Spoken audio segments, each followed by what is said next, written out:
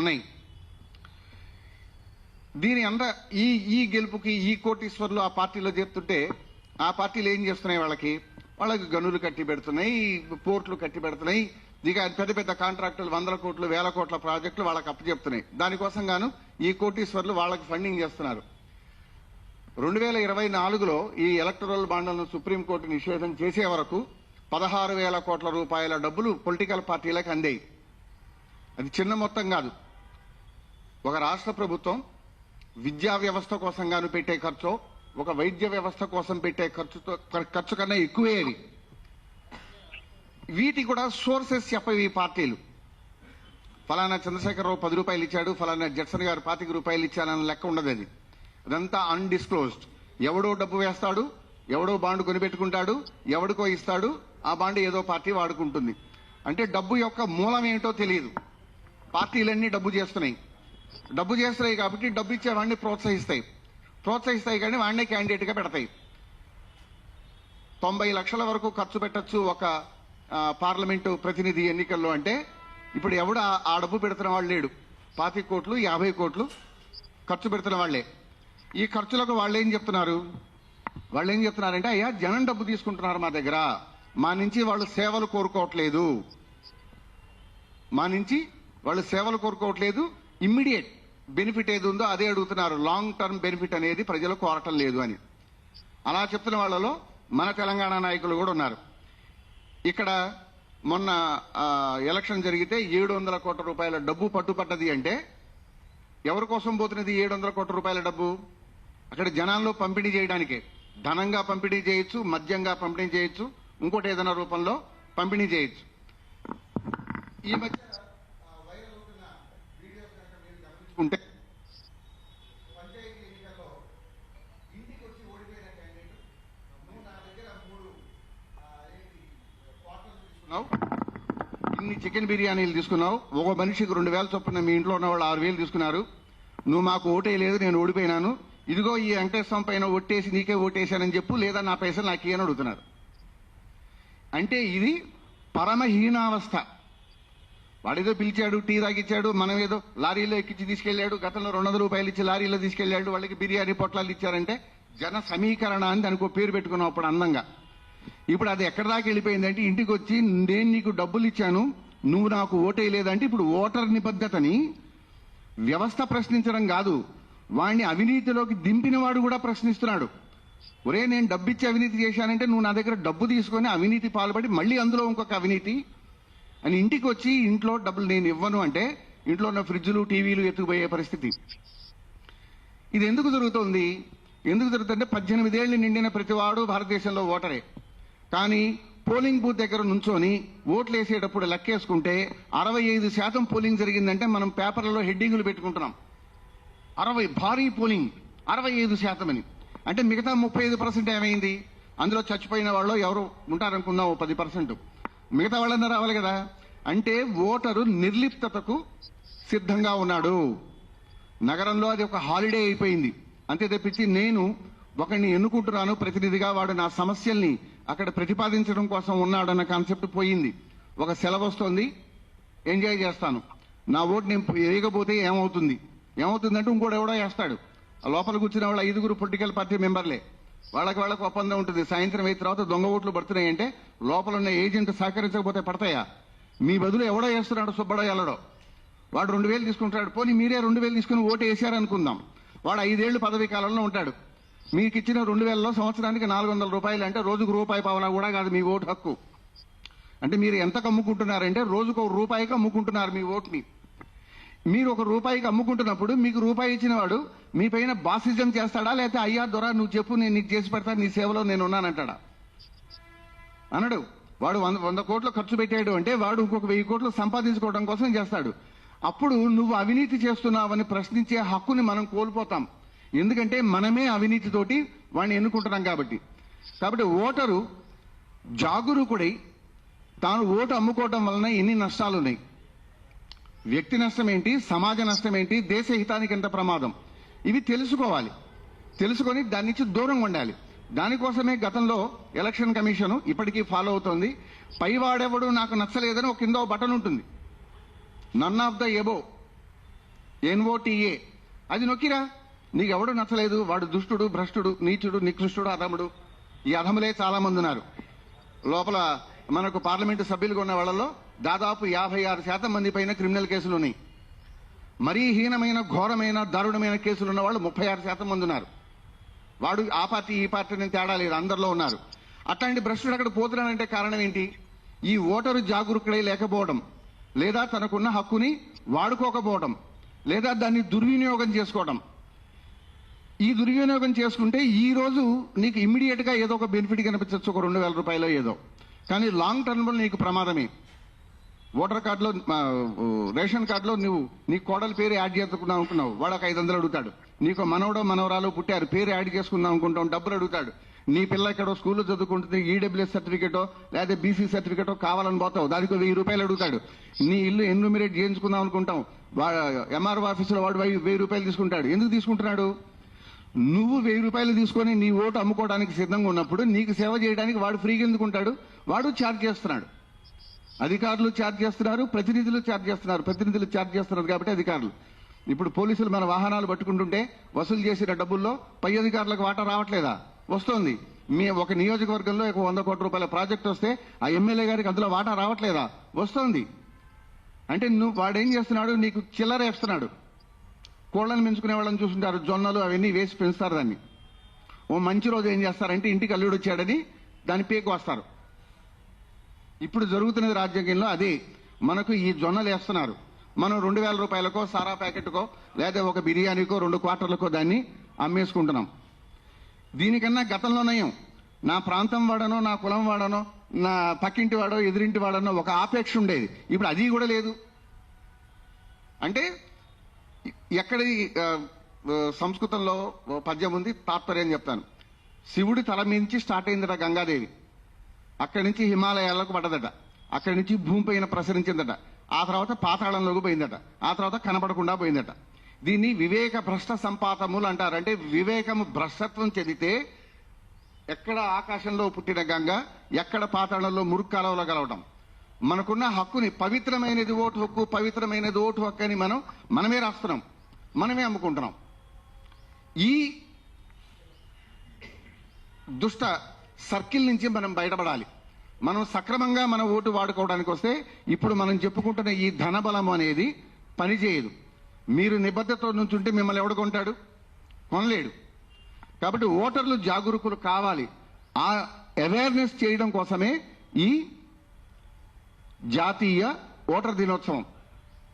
దీని యొక్క సందేశాన్ని మీరు గ్రహించుకుంటారని, దాని పవిత్రతని, అసలు ముందు దానికి ఉన్నటువంటి ఇంపార్టెన్స్ ని గ్రహించుకుంటారని CBG తరఫున కోరుకుంటున్నాను. ఇప్పుడు జడ్సన్ అన్న.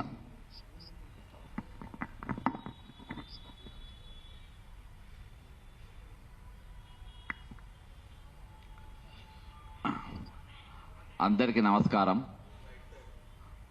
ముఖ్యంగా ఓటరు అనే పదం పైన ఒక రౌండ్ టేబుల్ సమావేశం దీని మీద నిర్వహించడం అనేది ఒక సాహసపేతమైన కార్యక్రమం. ఎందుకు సాహసపేతమైన కార్యక్రమం అంటే, ఇక్కడ ఓటు నమోదు అనేది దినోత్సవము, ఓటు నమోదు చేసుకోవాలి అని చైతన్యపరిచే విధంగా మనం చేపట్టినటువంటి ఈ కార్యక్రమము, మరి ఈరోజు వాళ్ళు ఓటు నమోదు చేసుకునేటప్పుడు ఈ ఓటుకు నా ఓటు విలువ ఇవాళ 500, 2000 రూపాయలు నాకు పడ్డట్టేనా నా జేబులా, 5,000 జేబులు నా జేబులో పడ్డట్టేనా, ఇక ఓటు నమోదైంది, ప్రతి ఎన్నికలకు నాకు 5,000 వస్తాయి అన్నట్టేనా అని కొత్తగా ఓటర్ అయ్యే నమోదయ్యేటోడు అటువంటి ఆలోచన కలిగించే ప్రమాదమైన గడియలలా శంకర్ ఇటువంటి సాహసపేతమైన కార్యక్రమము పెట్టిండు.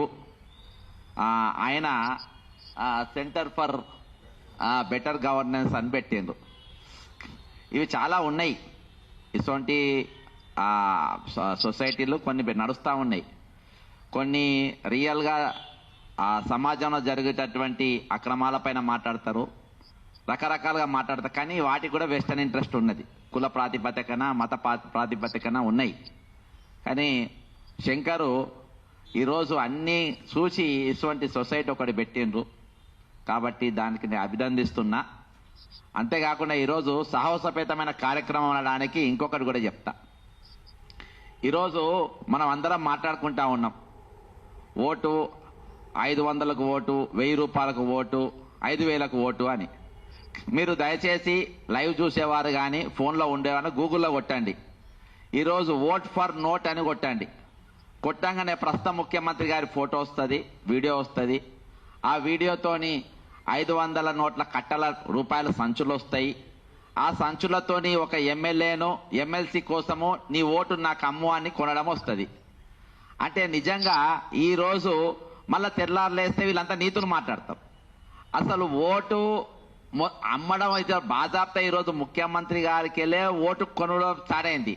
అంటే ముఖ్యమంత్రి కావడానికి గల గల కారణం అంటే క్వాలిఫికేషన్ ఏంది అని అంటే ఈయన అంటే నేను దీనికి మించిన బెస్ట్ ఎగ్జాంపుల్ నాకు ప్రపంచంలో ఇలా కనవాలేదు కాబట్టి ఈ ఎగ్జాంపుల్ తీసుకుంటున్నా. ఇంతకంటే మంచి ఎగ్జాంపుల్ ఉంటే మీరు చెప్పండి, ఆ ఎగ్జాంపుల్ తీసుకుంటా.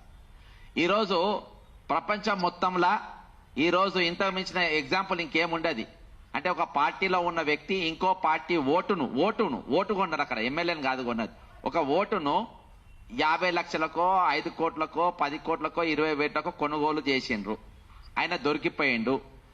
ఈరోజు జైల్లో ఉండాల్సిన వ్యక్తి ఈరోజు బాజాప్తా ఇంకో పార్టీలకు వెళ్ళిపోయి ఆ పార్టీ ఈరోజు ది లార్జెస్ట్ డెమోక్రసీ పార్టీ ఏం చేసిందంటే, స్వతంత్రం తెచ్చిన పార్టీ అని చెప్పుకునే పార్టీ ఏం చేసిందంటే, నీతి నిజాయితీలు, ఎథిక్స్, మారల్స్ గురించి పార్టీ మాట్లాడుతూ ఉంటది. వాళ్ళు ఏం చెప్పిందంటే ఈరోజు ఓట్ చోరీ అనేది ప్రోగ్రామ్ కూడా చేపట్టేటువంటి కాంగ్రెస్ పార్టీ, రాహుల్ గాంధీ గారు ఈరోజు ఓట్ చోరీ అనేది ఒక కార్యక్రమమే చేపడతా ఉండు.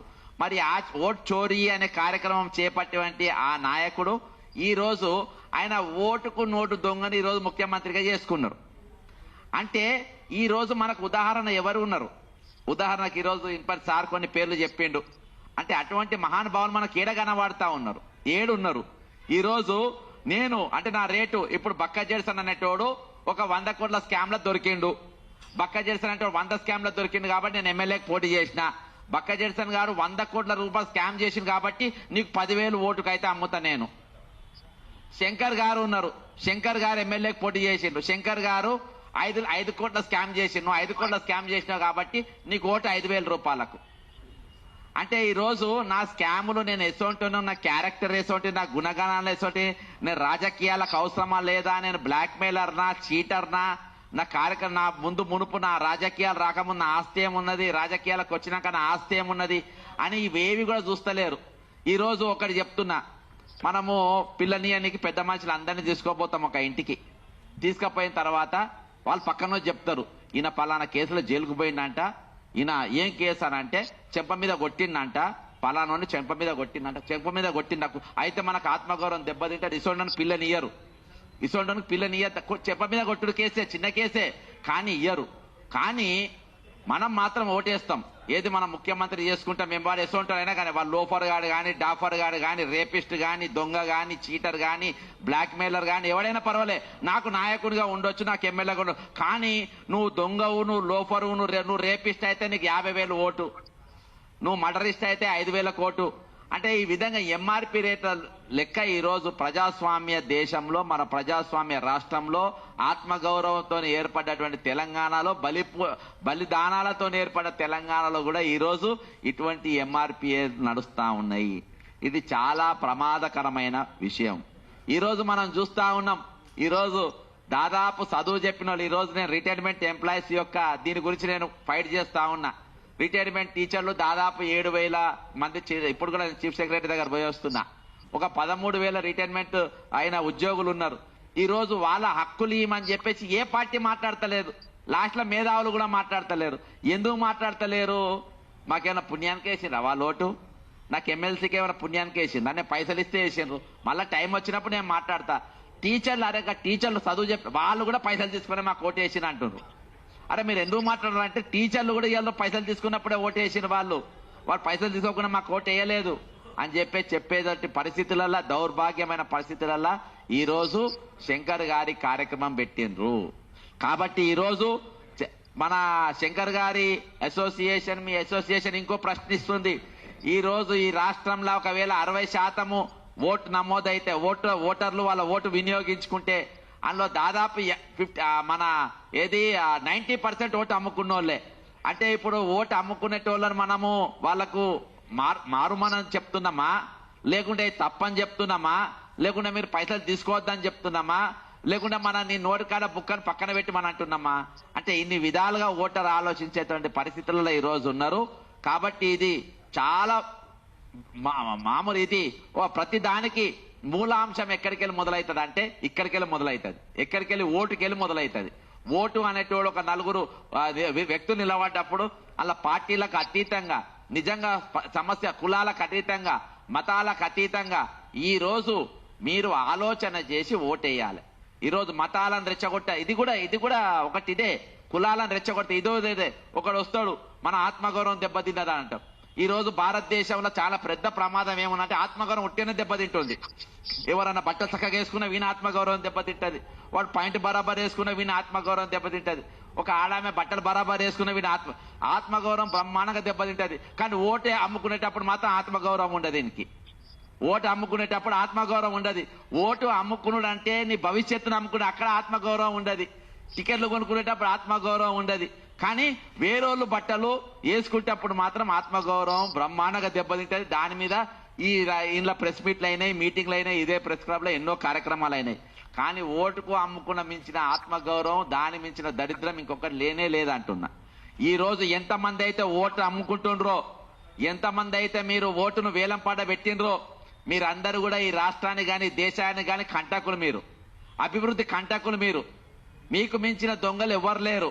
కాకపోతే అసలైన దొరికిన దొంగలంతా జైల్లో ఉన్నారు, దొరికిన దొంగలంతా మీరు ఉన్నారు. అందుకనే ఈరోజు దౌర్భాగ్యమైన పరిస్థితులలో ఈ రాష్ట్రం ఉన్నది. ఈరోజు అప్పులలో ఈ రాష్ట్రం ఉన్నది. ఈ పైసలు తీసుకునే ప్రతి పైసా నీకోసమే తీసుకుంటామని అంటుండ్రు. నీకోసమే నేను లంచం తీసుకుంటాను అంటుండ్రు. రేపు నీ దగ్గర నేను ఓటు కొనుక్కోవాలి కదా అని అంటుండ్రు. కాబట్టి ఇవి అనేకమైన అవకతవకాలు. అవి ఇప్పుతే ఉంటే నా దగ్గర శంకర్ దగ్గర చిట్టాలు వెళ్తాయి. కానీ ఈ రోజు ఒకసారి ఆలోచన చేయండి. ఇవాళకెళ్ళి ఆలోచన చేయండి. ఒక్కరోజు నేను ఓటు అమ్ముకోకుంటే, ఒక్కరోజు ఓటు అమ్ముకున్న తిండి నేను తినకుంటే, ఒక్కరోజు ఇక నేను జీవితంలో ఎప్పుడు తిననట్టు, జీవితంలో ఎప్పుడు పైసలు చూడనట్టు. ఇక మొన్న జూబ్లీస్ ఎన్నికలు అయినాయి. వాళ్ళ కొడుకు పైసలు అంటే అమ్మ తీసుకుందంట. నాకు తెలియకుండా అమ్మకి ఎట్లా తీసుకున్నాను కొడుకు లొల్లంట పేపర్లలో వచ్చింది. కాబట్టి అవన్నీ మీరు పక్కన పెట్టి ఒకసారి నిజంగా దేశం కోసం, ఈ రాష్ట్రం కోసం, ఈ అభివృద్ధి కోసం, మన హక్కుల కోసం నిజంగా ఎవరైతే నిలబడతారో, నిజంగా ఎవరైతే కమిట్మెంట్ అయి ఉంటారో అసొంటోళ్ళు ఎన్నికలు నిలబడ్డప్పుడు మీరు వాళ్లకు ఆలోచన చేసి మీరు ఓటేసి మీ ఆత్మగౌరవం మీరు కాపాడుకోవాలని. ఇది ఆత్మగౌరవ స్లోగన్ అంటే ఏది కాదుగా. ఆత్మగౌరవం అంటే పైసలు లేకుండా ఓటేసుడే ఆత్మగౌరవం. ఆత్మగౌరవం గురించి పైసలు లేకుండా ఓటేసినోడు మాత్రమే మాట్లాడాలి. పైసలు తీసుకొని ఓటు వేసుకున్నానికి ఆత్మగౌరవం లేదు, వారు మాట్లాడాల్సిన అవసరం లేదని చెప్పి సందర్భంగా తెలియజేసుకుంటూ, ఇలాంటి కార్యక్రమాలు ఒక ప్రెస్ క్లబ్ కాక రాష్ట్ర వ్యాప్తంగా ప్రతి వీధుల, ప్రతి సంఘంలో, ప్రతి దగ్గర దీని చర్చ జరగాల్సిన అవసరం ఉన్నది. ఇవాళ ఎన్ని కార్యక్రమాలున్నా నేను ఈ కార్యక్రమం అత్యంత ప్రాముఖ్యమైన కార్యక్రమం నా దృష్టిలో. ఇది చాలా ఇంపార్టెంట్ రౌండ్ టేబుల్. దీనికి మించిన రౌండ్ టేబుల్ నా భూతో నా భవిష్యత్ ఎప్పుడు జరగబోదు. ఎందుకనంటే ప్రతి దానికి మూలం ఓటే. ఓటుకెళ్ళే మొదలవుతుంది, ఓటుకెళ్ళే అంతమవుతుంది. కాబట్టి ఈ ఓటు యొక్క ప్రాముఖ్యతను ఈరోజు తెలియజేసే ప్రయత్నం శంకర్ చేసిండు. చాలా అభినందనీయం. ఓయూల మరి సరికొత్త మార్పు దిశగా పోవాలని కోరుకుంటా ఉన్నా. ఓయూలో జరగాల్సిన కార్యక్రమం ఈ రోజు ప్రెస్ క్లబ్ లో పెట్టిండ్రు. నెక్స్ట్ ప్రోగ్రాం ఓయూలనే ఉండాలని కోరుకుంటూ సెలవు తీసుకుంటున్నా. జై తెలంగాణ, అమరవీరులకు జోహార్లు. ఈ సమావేశానికి విచ్చేసిన లింగం గౌడ్ గారికి, తర్వాత ముద్రాజ్ సేవా సంఘం కోఆర్డినేటర్ నారాయణ సార్ గారికి, తర్వాత రచయిత, జర్నలిస్టు, విద్యావేత్త సుదర్శన్ గౌడ్ గారికి, తర్వాత మన ప్రసాదరాజు, జర్నలిస్ట్ ప్రసాదరాజు మరియు మిత్రులందరికీ మా సిబిజీ తరపున ధన్యవాదాలు తెలుపుకుంటున్నాము. ఈ సమావేశానికి విచ్చేసిన లింగం గౌడ్ గారిని ఒక 5 నిమిషాలు మాట్లాడవలసిందిగా కోరుకుంటున్నాం.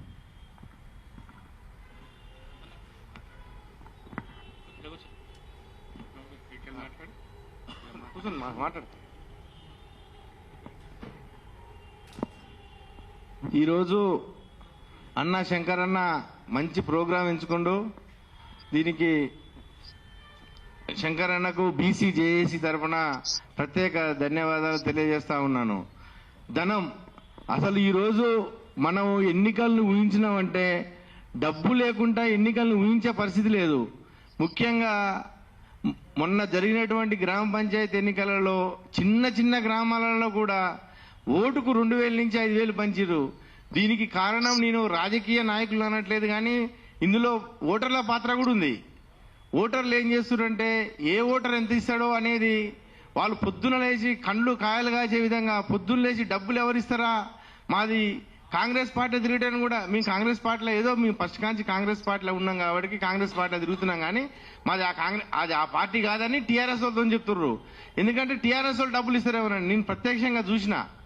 అంతేకాకుండా ఇప్పుడు జరిగే మున్సిపల్ ఎన్నికలలో కూడా రాజకీయ నాయకులు ఏమని చెప్తున్నారంటే మీరు టేబుల్ దగ్గర మీ దగ్గర ఎంత ఉన్నాయి, ఉదాహరణకు 2,000 మున్సిపల్ ఓట్లలో 2,000 వార్డులు ఉంటే నీ దగ్గర 40 లక్షల లిక్విడ్ క్యాష్ ఉందా, ఏది చూపియండి టేబుల్ మీద, లేకపోతే నీ అకౌంట్లలో చూపి అని అడుగుతురట ఎమ్మెల్యేలు. ఈరోజు పేపర్లలో కథనాలు రాస్తున్నారు. అంతేకాక మనం ఒకటి చిన్న ఆలోచించాలి. ఈ యొక్క ప్రెస్ క్లబ్ ద్వారా నేను విజ్ఞప్తి చేస్తా ఉన్నా ఓటర్ మహాశయులందరికీ, ఈ రోజు వాడు మన మీద 2,000 పెడుతుందంటే ఎందుకు మన మీద ప్రేమ ఉండా, లేకపోతే మన చుట్టామా, లేకపోతే మన పక్కమా, మన ఇంటోడా, మన పాలోడా? ఈ 2,000 రూపాయలతోని మీ యొక్క గ్రామాన్నో మీ పట్టణాన్నో మీ నియోజకవర్గాన్నో గుల్ల చేద్దామని వస్తున్నాడు తప్పితే ఇంకో ఏరేది లేదు. దానికి ఇక్కడ ముఖ్యంగా ఈ యొక్క ఓట్లు వచ్చినాయంటే ఓట్ల పండగ.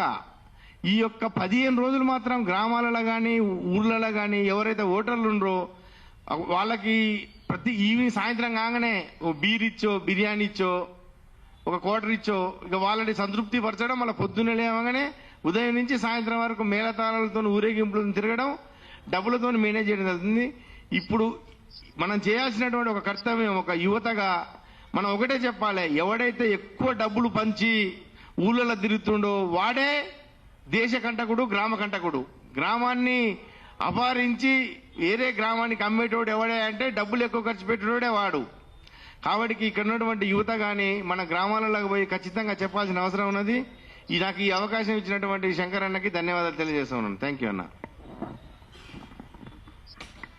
ఓటు ప్రాముఖ్యత గురించి, రాజకీయాల్లో ధనబలం గురించి, తర్వాత పారదర్శకమైన ఓటు ప్రజాస్వామ్యం గురించి ఈ సమావేశంలో విపులంగా విశదీకరించిన లింగం గౌడ్ అన్నకు ధన్యవాదాలు తెలుపుకుంటున్నాం.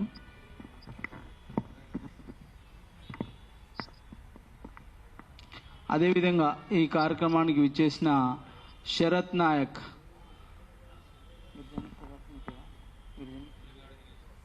తెలంగాణ గిరిజన శక్తి వర్కింగ్ రాష్ట్ర అధ్యక్షులు గారికి ఈ సమావేశానికి స్వాగతం పలుకుతూ ఈ సమావేశానికి విచ్చేసిన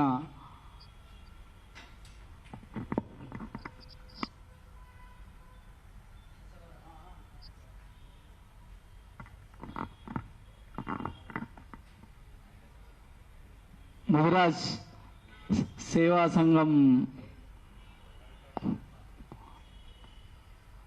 కోఆర్డినేటర్ గారు, ఏదైతే ముదిరాజు కులానికి పెద్ద దిక్కుగా పనిచేస్తున్న మా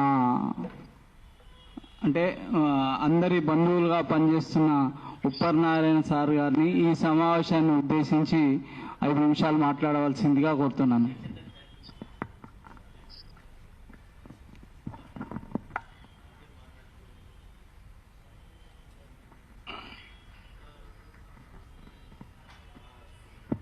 ముఖ్యంగా ప్రజాస్వామ్యంలో ఓటరు చైతన్యం మించినటువంటి సాధనం ఇంకోటి లేదు. మన వాళ్ళు ఈ మధ్యన ప్రతి విషయం లోపల ప్రజాస్వామ్యము దెబ్బతింటుంది, లేకపోతే అంబేద్కర్ రాసిన రాజ్యాంగం ఏతుందో అది తప్పుదో పట్టిస్తున్నారు, ఇట్లా చాలా రకాలుగా చాలా కామెంట్స్ చేస్తుంటారు. అసలు ఈ దేశంలో ఉన్నటువంటి దరిద్రాలన్నిటి కారణము ఈ ఓటే. ఈ డబ్బులకు ఓట్లు అమ్ముకునే కానీ దరిద్రం స్టార్ట్ అయింది. ఒకవేళ ఓటు కనుక అమ్ముకోకపోతే ఇప్పటికీ మన 75 సంవత్సరాల డెమోక్రసీ అవుతుందో ఇప్పటికీ ప్రపంచంలో మన భారతదేశాన్ని ఒక ఉన్నతమైనటువంటి స్థాయిలో నిలబెట్టగలిగేది. ఒకవేళ ఈ ఓటు అమ్ముకునే పరిస్థితి కనుక లేకపోతే, ఏదైనా ఎన్నికలు వచ్చిందంటే ఏమో డబ్బులు దొరుకుతాయి ఓటుకు అనేటువంటి భావము గ్రామీణ ప్రాంతాల్లో అన్ని చోట్ల అట్లే అయిపోయింది. ఈవెన్ కాలనీలలో, హైదరాబాద్ భాగ్యనగర్ ఉన్నటువంటి కాలనీలలో చదువుకున్నటువంటి విద్యావంతులు కూడా ఏమైనా సాయంత్రానికి ఏమైనా ఉందా లేదా అని అడుగుతున్నారు. ఓటు విషయానికి వస్తే అట్లా తయారైపోయింది ఓటు. మీకు ఇంకో విషయం చెప్పదలుచుకున్నాను నేను. ఈ దేశంలో నుండి బడుగు బలహీన వర్గాలు చాలా దోపిడీకి గురవుతున్నాయి, వాళ్ళకి చేయవలసింది చాలా ఉందని చెప్పి మనం అనుకుంటున్నాం. మొన్న మధ్య జరిగినటువంటి అసెంబ్లీ ఎన్నికలలో ఒక జాతీయ పార్టీ నేను మీకు బీసీని ముఖ్యమంత్రి చేస్తా అని చెప్పింది. అరే బీసీ ముఖ్యమంత్రి అయితే మాకు ఎన్నో సమస్యలు పరిష్కారమైన భావానికి దూరంగా ఏ బీసీ సంఘం కూడా పెద్దగా స్పందించలేదు, ఏ బీసీ నాయకు కూడా స్పందించలేదు, ప్రజల్లో అవేర్నెస్ లేదు. ఓట్లు అమ్ముకున్నారు, మళ్ళీ వేరే వాళ్ళు వచ్చారు. దాదాపు 40 ఏళ్ళ నుంచి అనుకుంటా మన బీసీలో చైతన్యం చేయాలని మన బీసీ సంఘాలు పనిచేస్తున్నాయి. నేను వాళ్ళనేమి ఇచ్చేయడం లేదు, అంత 40 సంవత్సరాల నుంచి పనిచేసిన ఇంకా ఈ రోజు దాకా కూడా మన ఓటు అమ్ముకోవద్దు, మనం ఓటు ఎవరికి ఇవ్వాలనే పరిజ్ఞానాన్ని మనము ఇవ్వలేకపోయినాం. స్వతంత్రం వచ్చి 2వ జనరేషన్ అయిపోతుంది, 3వ జనరేషన్ వస్తుంది. 2 జనరేషన్లు అయిపోయినాయి, 3వ జనరేషన్ వస్తుంది ఇప్పుడు. అయినా కానీ ఓటరు చైతన్యం రాలేదు. ఎందుకు ఇది? నిజంగా శంకర్ గారు ఈ కార్యక్రమం పెట్టడం చాలా చాలా సమంజసమైన విషయము. జనం ఎంతమంది వస్తారని కాదు కానీ దీనికి స్పందన ఎంత ఉందో తెలుసుకోవాలి. నేను ముఖ్యంగా మన విషయం ఏంటంటే ఇటువంటి సమావేశాలు ప్రతి గల్లీలో, ప్రతి గ్రామంలో, ప్రతి చోట జరగాలి. ఎంతవరకు అయితే ఓటరు చైతన్యవంతులు అవుతుందో అప్పుడే మన ప్రజాస్వామ్యం రక్షించబడుతుంది. ఓటరు చైతన్యవంతులు కానంత మటుకు మన ప్రజాస్వామ్యం రక్షించబడదు.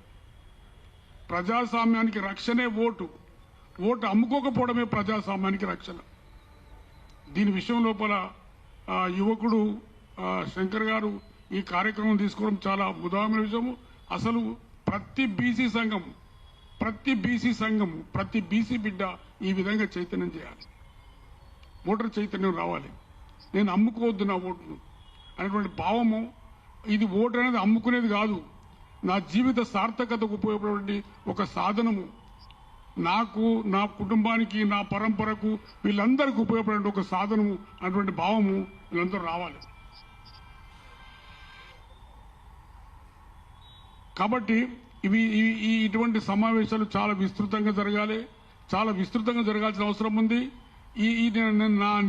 నేను భావించే విషయం ఏంటంటే దాదాపు హై స్కూల్ నుంచే, ఇంటర్మీడియట్ నుంచే మనం పిల్లలకి విషయం మీద చైతన్యం తీసుకోవాలి. పిల్లల్లో ఒక సబ్జెక్టే ఉండాలి, పిల్లలకు ఒక సబ్జెక్ట్ ఉండాలి. ఎందుకంటే 2 జనరేషన్లు మారి 3వ జనరేషన్ వస్తున్నా కానీ ఇంకా ఓటు అమ్ముకునే దుస్థితి, దౌర్భాగ్యము మన దేశంలో మిగిలిందంటే తప్పకుండా మన విద్యాలయం నుంచి చైతన్యం రావాలి. ఆ కార్యక్రమాన్ని తీసుకోవాలి. ఎప్పటికైనా చూడండి, సంపన్నుడు ఓటు కొనుక్కునే బాగుంటాడు. ఎందుకంటే ఓటరు చైతన్యాన్ని వాళ్ళు కాంక్షిస్తారు. ఓటరు చైతన్యవంతులు అయితే ఈ సంపన్నులు ఎవరు ఎన్నుకోరు. ఇగో మన శంకరన్ లాంటి వారు ఎమ్మెల్యే కాగలుగుతాడు, ఎమ్మెల్సీ కాగలుగుతాడు, ఓటుని అమ్ముకోకపోతే. ఓట్లు అమ్ముడు పోయినంత కాలము బడుగు బలహీన వర్గాల అధికారంలోకి రానే రావు. కాబట్టి ఈ బడుగు బలహీన వర్గాల కోసం పనిచేసినటువంటి రచయితలు కానీ, సంఘాలు కానీ, సమాజం కానీ ఓటరు చైతన్య విషయంలోనే చాలా కృషి అని చెప్పి మనం చేస్తూ ఈ అవకాశం కల్పించినటువంటి జట్టి శంకర్ గారికి, మిగతా కార్యకర్తలందరికీ ధన్యవాదాలు తెలుపుతూ సెలవు తీసుకుంటున్నాను. ధన్యవాదములు. ఓటు చైతన్యం గురించి, ఓటుని అమ్ముకోవద్దనే విషయం గల్లీ గల్లీకి ప్రచారం చేయాలి. ప్రజలలో పారదర్శకతకు పెద్ద పీట వేయాలని చెప్పిన ఉపనారాయణ సార్ గారికి మా సిబిజీ తరఫున ధన్యవాదాలు తెలుపుకుంటూ ఇప్పుడు ఈ సమావేశానికి విచ్చేసిన గిరిజన శక్తి నాయకుడు శరత్ నాయక్ మాట్లాడవలసిందిగా కోరుతున్నాను.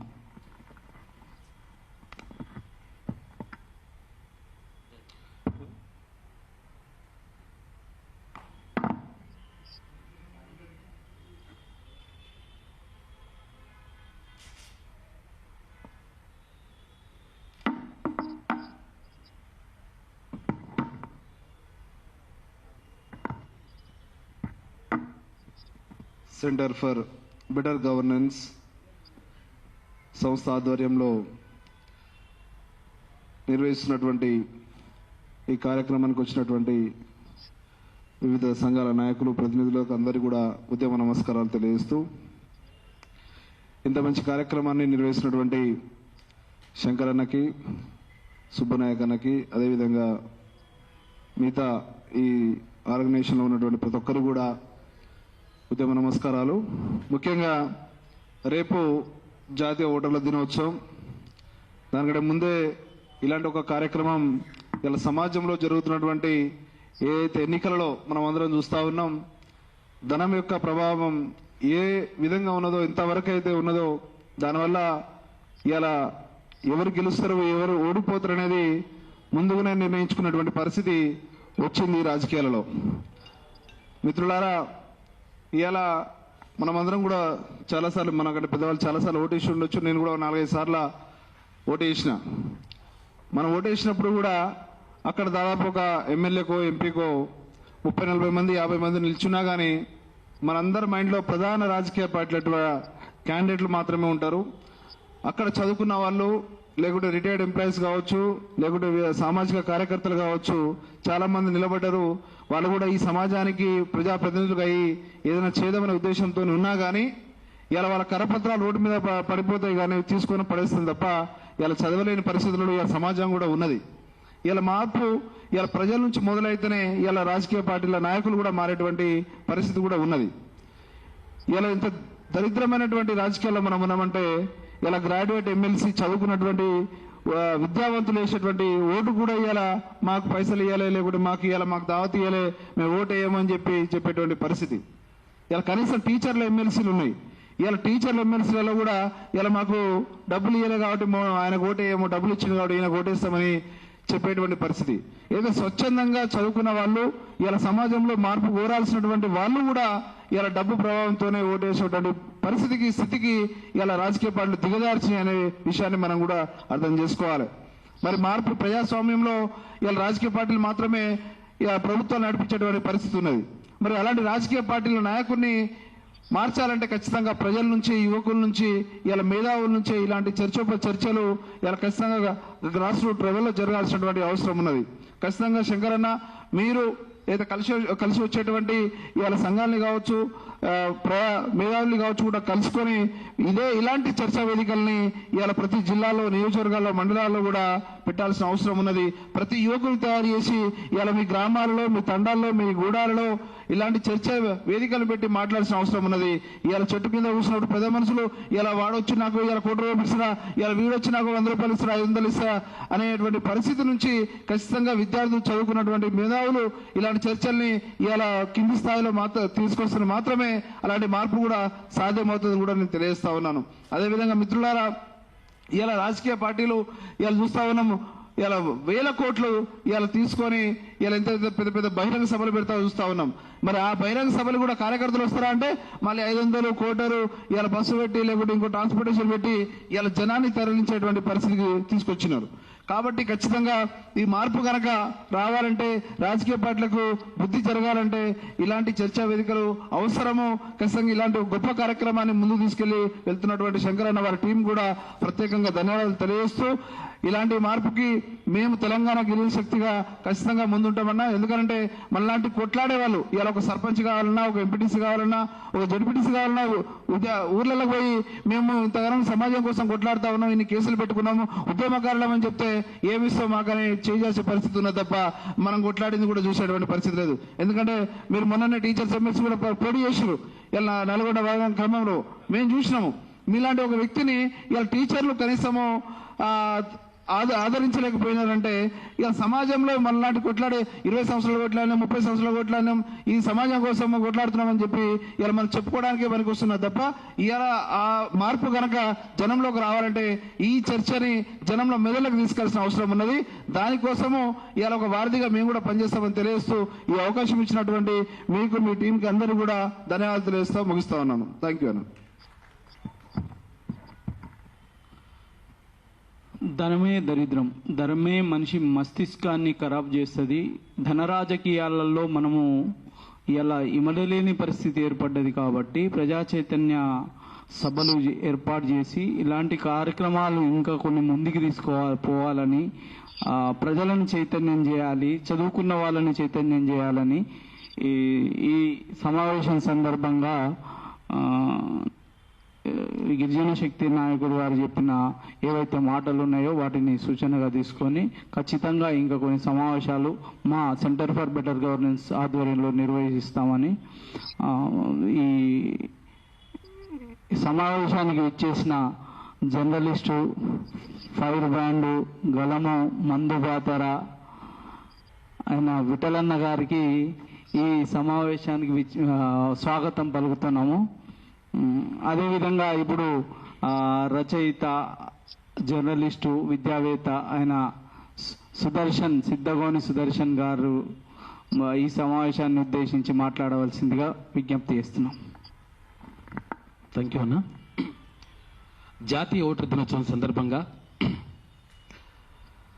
సెంటర్ ఫర్ బెటర్ గవర్నెన్స్ నిర్వహిస్తున్న జట్టి శంకర్ ముద్రాజు గారికి, మిత్రులు సుభేందర్ సింగ్, అందరికీ ఇక్కడ ఉన్నటువంటి పెద్దలందరికీ నమస్సులు. డాక్టర్ బిఆర్ అంబేద్కర్ ఒక మాట చెప్తాడు, నేను ఈ దేశ ప్రజలకు కత్తినివ్వడం లేదు, నేను ఈ దేశ ప్రజలకు ఒక ఆయుధాన్ని ఇస్తున్నా, అది ఓటు. ఈ ఓటు అనే ఆయుధాన్ని సరిగ్గా వాడుకొని బాగుపడతారో లేదంటే దాన్ని దుర్వినియోగం చేసి మీ జీవితాలను మీరు నాశనం చేసుకుంటారో అది మీ ఇష్టం అని చెప్పిండు డాక్టర్ బిఆర్ అంబేద్కర్. అంటే రాజ్యాంగంలో ప్రధానంగా ఓటు హక్కును, అంటే అసలు యాక్చువల్గా గతంలో బ్రిటిష్ వాళ్ళు ఉన్నప్పుడు ఆడవాళ్ళకు కొంత, అంటే అంతకంటే ముందు ఆడవాళ్ళకు ఓటు లేకుండా ఉంటుండే. తర్వాత ఈ ఓటరు వయస్సు కూడా కొంచెం ఎక్కువ ఉంటుండే. ఈ రకరకాలుగా దాన్ని అన్ని కూడా సంస్కరణ తీసుకొచ్చి 18 ఏళ్ళలో వచ్చినటువంటి ప్రతి పౌరుడు ఓటు హక్కును వినియోగించుకోవాలి. అక్కడ అంబానీ, ఆదానికి ఏ ఓటు హక్కు అయితే ఉంటుందో, ఒకటే ఓటు ఉంటుంది కదా, అదే ఓటు ఇక్కడ చిన్న కింద అడుక్కునేటువంటి బిచ్చగాడికి కూడా అదే ఓటు హక్కు ఉంటుంది. ఎందుకంటే అన్ని విషయాల్లో ఏ విషయాల్లో సమానంగా ఉంటుందో లేదో తెలియదు, కానీ ఓటు హక్కు విషయంలో ఎవరిదైనా ఒకటే ఓటు. అక్కడ నాకు 1,00,000 కోట్లున్నాయి, ఒక 10 లక్షల కోట్లున్నాయి అని చెప్పుకుంటున్నటువంటి వ్యక్తికి అదే ఒక ఓటు. నాకు రూపాయి గతి లేదు, ఈ పూటకే లేదు అనుకున్నటువంటి వ్యక్తికి కూడా అదే ఓటు హక్కు. అంటే దీని ద్వారా ఏం చేయాలి? మనము ప్రజాస్వామ్యంలో ఉన్నాం. ఒకవేళ గతంలో అయితే పాతకాలంలో ఏది రాజరిక ప్రభుత్వాలు ఉండేటివి, రాజరిక ప్రభుత్వాల్లో ఓటు గీటు జాంతనాయి, నేను ఏది చెప్తే గదే నడవాలనేటువంటి ధోరణి ఉంటుండే. ప్రజాస్వామ్యం దేశం అనుకుంటున్నాం, ఈ ప్రజాస్వామ్యంలో ఓటే ప్రధానంగా ఉంటుంది అనుకుంటున్నాం. ప్రజలు ఎవరైతే అత్యధికంగా ప్రజలు ఎవరినైతే ఇష్టపడతారో, ఎవరినైతే ఎన్నుకుంటారో ఆ ఎన్నుకుంటున్నటువంటి వ్యక్తి మనకు పాలకుడుగా ఉంటాడు. అయితే ఆ పాలకుడు నిర్ణయించేది ఎవరి చేతిలో ఉంది అంటే ఓటర్ చేతిలో ఉంది, అంటే మన చేతిలోనే ఉంది. కాకపోతే దురదృష్టం ఏంటంటే, అంటే ఇక్కడ ఈ హుజూరాబాద్ ఎన్నికలు చూసినప్పుడు నాకు చాలా బాధ అనిపించింది. హుజూరాబాద్ ఎన్నికలలో ఏమైందంటే, అంటే యాక్చువల్గా ఓటుకు నోటు తీసుకోవడం, పైసలు తీసుకుని ఓట్లు వేస్తారు ఇట్లా అనేది కొంతవరకు చర్చ జరిగింది. తర్వాత కొన్ని చోట్ల నడిచింది. ఇక అంతకుముందు అయితే కొంత పాతకాలం కొంత ఒక 20-30 ఏళ్ళ ముందుకి, ఒక 30 ఏళ్ళ ముందుకు వెళ్తే ఇంత మందు వస్తువులు లేకపోతే ఇంత అది సుక్క ముక్క ఇటువంటి కార్యక్రమం అది కూడా కొంతమందికి కార్యకర్తలకు అన్నట్టుగా ఉంటుండే. తర్వాత ఇంకా అంతకంటే కొంచెం ముందు పోతే ఊరి పెద్ద ఎవరికైతే చెప్తాడో, ఎవరి పేరైతే చెప్తాడో ఆయనకు ఓటు వేయాలి ఇక ఇట్లా ఇటువంటి కథలు నడుస్తుండే. తర్వాత ఇప్పుడు ఏడుకొచ్చిందంటే హుజూరాబాద్ ఎన్నికలకు వచ్చిన తర్వాత ఏడుకొచ్చిందంటే లెక్క, ఓటుకు పైసలు ఇవ్వకపోతే రోడ్డు మీదకి వచ్చి ధర్నా చేసేకాడికి వచ్చింది లెక్క. ధర్నా చేసిండ్రు. అరే పక్క కాలనీలనేమో, పక్క గల్లీలనేమో, పక్క ఊర్లనేమో 6,000 రూపాయలు ఇచ్చినట్టు మా దగ్గర 5,000 ఇచ్చిండ్రు, మా దగ్గర 3,000 ఇచ్చిండ్రు, అట్టెట్లు ఇయ్యారని చెప్పేసి రోడ్డు మీద కూర్చున్నారు. అంటే దీని ద్వారా ఏమవుతుంది? మరి ఈ 5,000 రూపాయలు లేకపోతే 6,000 రూపాయలు తీసుకొని ఓటేస్తాం. ఓటేస్తే మరి మన జీవితం బాగుపడుతుందా? అది ఆలోచిస్తలేదు. కాబట్టి మనం ఏం చేయాల్సింది ఏంటంటే అసలు యాక్చువల్గా వాళ్లకు అంటే పూర్తిగా అవగాహన లేకపోవడం అయి ఉండొచ్చు. ఈ ఓటు అనేటువంటిది మన జీవితాన్ని మారుస్తుంది, మన స్థితిగతులను మారుస్తుంది, మన ప్రాంతాన్ని, తర్వాత ఇక్కడ ఉన్నటువంటి పరిస్థితులన్నింటినీ మారుస్తుంది అనేటువంటి విషయము వాళ్ళకు తెలియక అట్లా జరిగి ఉండొచ్చు.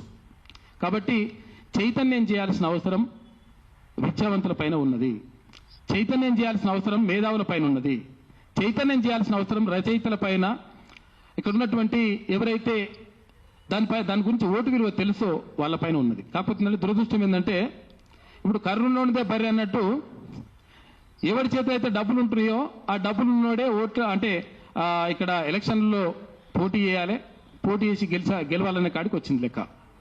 కాబట్టి ఇదంతా కూడా పోవాలి. అందుకని రాజకీయ నాయకుల గురించి అలిశెట్టి ప్రభాకర్ ఒక కవిత రాస్తాడు. ఏమంటాడంటే, ఒక నక్క ప్రమాణం చేసిందట ఇంకెవరిని మోసగించనని. ఒక పులి పశ్చాత్తాపం వ్యక్తపరిచిందట ఏమని? ఇంకెవరిని సంవరించనని. అయితే ఇది విన్నటువంటి గొర్రెలు ఇంకా తలలూపుతూనే ఉన్నాయి. అంటే నక్క స్వభావమే మోసం చేయడం, అంటే అబద్ధం ఆడడం, మోసం చేయడం, తర్వాత చీటింగ్ చేయడం అనేటువంటిది నక్క స్వభావం. అదేం చెప్తుందట, నేను ఎవరిని మోసం చేయని చెప్తుందట. తర్వాత పులి నేను ఎవరిని చంపనని చెప్తుందట. చంపకుండా అది బతుకుతుందా అంటే బతుకదు. ఎందుకంటే తినేది మాంసం. అది తినేది ఏదో ఇప్పుడు గడ్డో లేకపోతే ఇంకేదో పండ్లు తిని బతుకుతుందా అంటే కాదు. అది తినేదే మాంసం. మాంసం తినాలంటే గ్యారంటీ ఇంకో జంతువునో లేకపోతే జింకనో బింకనో దేన్నో దాన్ని చంపాలి, తినాలి. అయితే ఇది చెప్తుంటే, అంటే ఇటువంటి మాటలు చెప్తుంటే విన్నటువంటి గొర్రెలు ఇంకా తలలోపుతూనే ఉన్నాయి. అంటే రాజకీయ నాయకులు కొంతమంది చెప్తుంటారు, రకరకాల మాటలు చెప్తుంటే కొంత పబ్లిక్ కరే కావచ్చు, అసలు సూపర్, అసలు మంచి చెప్తున్నట్టు ఇట్లా అనుకుంటారు. అంటే ఇది ఎట్లుంటుందంటే, ఎవడైతే 10 మందిని చంపేసి లేకపోతే ఒకరిని చంపేసి సంతాప సభ పెట్టి ఆ సంతాప సభలో అయ్యో చాలా మంచోడు ఉండే, అసలు యాక్చువల్గా ఆయన చనిపోవాల్సింది కాదు, ఎంత దారుణం జరిగిపోయింది అంటుంటే అయ్యో అవునవునవును అని చెప్పేసి అంటుంటారు. చంపేసినోడే సంతాప సభ పెట్టి ఆయన మంచోడు ఉండే అంటే ఎట్లుంటారు లెక్క? కాబట్టి చాలా మంది కూడా డబ్బులు లేకుండా అసలు యాక్చువల్గా ఇక్కడ ఎన్నికల్లో పాల్గొనేటువంటి పరిస్థితులు లేకుండా ఉన్నటువంటి దౌర్భాగ్యమైనటువంటి పరిస్థితిలోకి వెళ్ళిపోయినాం మనం. అంటే దీనికి అడ్డది కారణం ఏంటంటే అలవాటు చేసిండు నాయకులు. ఎందుకంటే ఇప్పుడు ఎవడైనా కానీ పెట్టుబడి ఎందుకు పెడతాడు? ఏదైనా వ్యాపారం చేస్తే పెట్టుబడి పెట్టినప్పుడు డెఫినెట్గా దానికి మళ్ళీ లాభం రావాలని చూస్తాడు. ఎవడు పెట్టుబడి పెట్టినా కానీ, అంటే ఇప్పుడు ఒకవేళ నాకు నాయకుడు ఒక 50 కోట్లు, ఒక 100 కోట్ల రూపాయలు ఖర్చు పెట్టి ఒక ఎమ్మెల్యేగానో ఒక ఎంపీగానో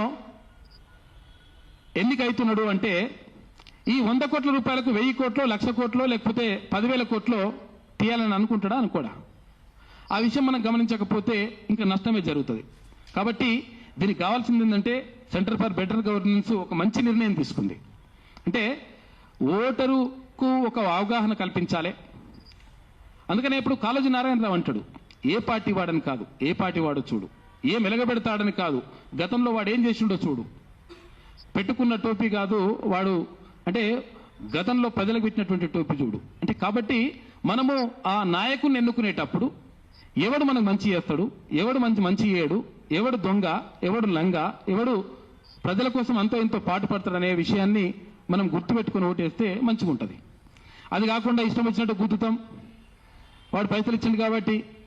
అదే మొన్న ఎలక్షన్లు అయితే అది ఇచ్చిందంట, పైసలు ఇచ్చిండ్రు. ఏ సర్పంచ్ ఎలక్షన్లలో ఒక ఊరు నుంచి వచ్చిండ్రు వాళ్ళు. ఏమైంది అంటే సర్పంచ్ ఎన్నికలలో ఒక ఆయన 4,000 ఇచ్చిండు, ఒక ఆయన 3,000 ఇచ్చిండు.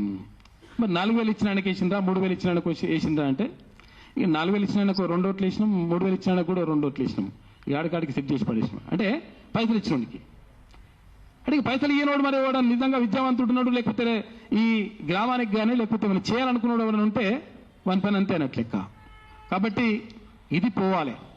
డెఫినెట్గా దీనిపైన ప్రజలకి ఒక అవగాహన కల్పించాల్సిన అవసరం ఉంటుంది.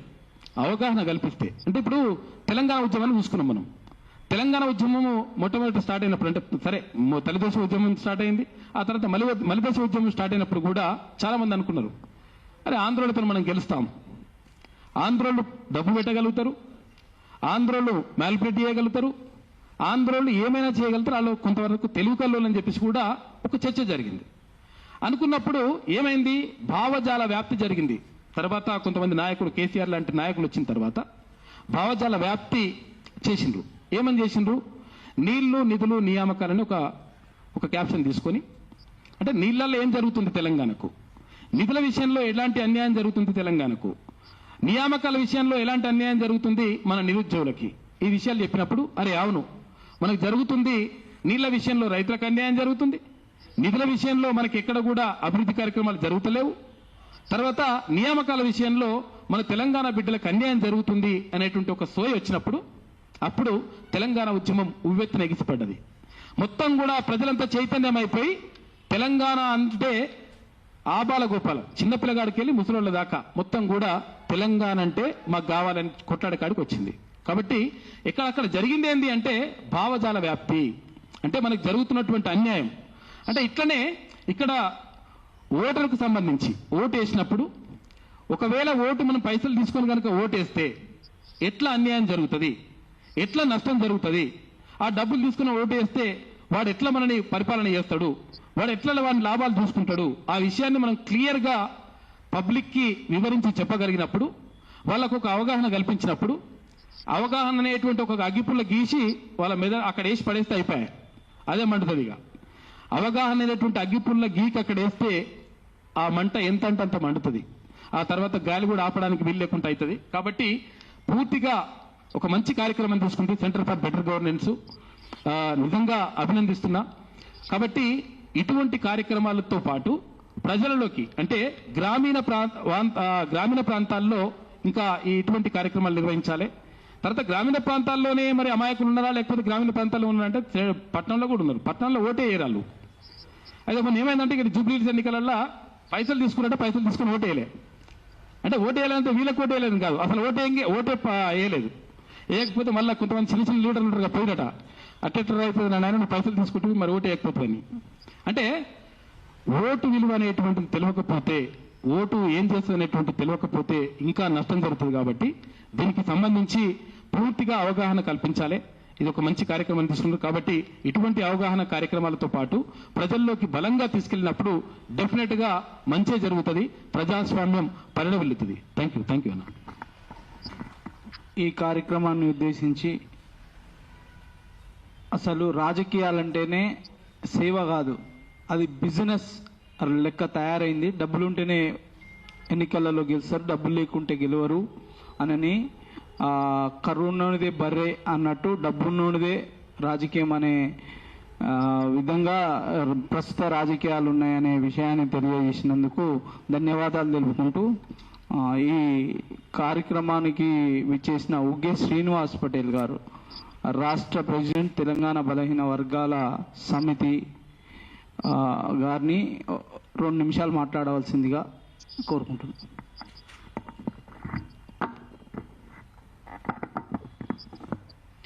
ఇక్కడ విచ్చేసిన సభా వాళ్ళకు అందరికి కూడా పేరు పేరున ధన్యవాదాలు తెలియజేస్తున్నా.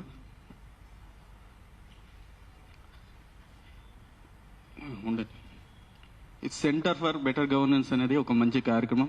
ఒక ఓటు చైతన్యం చేయాలనేది ఒక ముఖ్య ఉద్దేశం. మరి ఏ రాజకీయం చూసినా ధనబలంతో ఉంటుంది.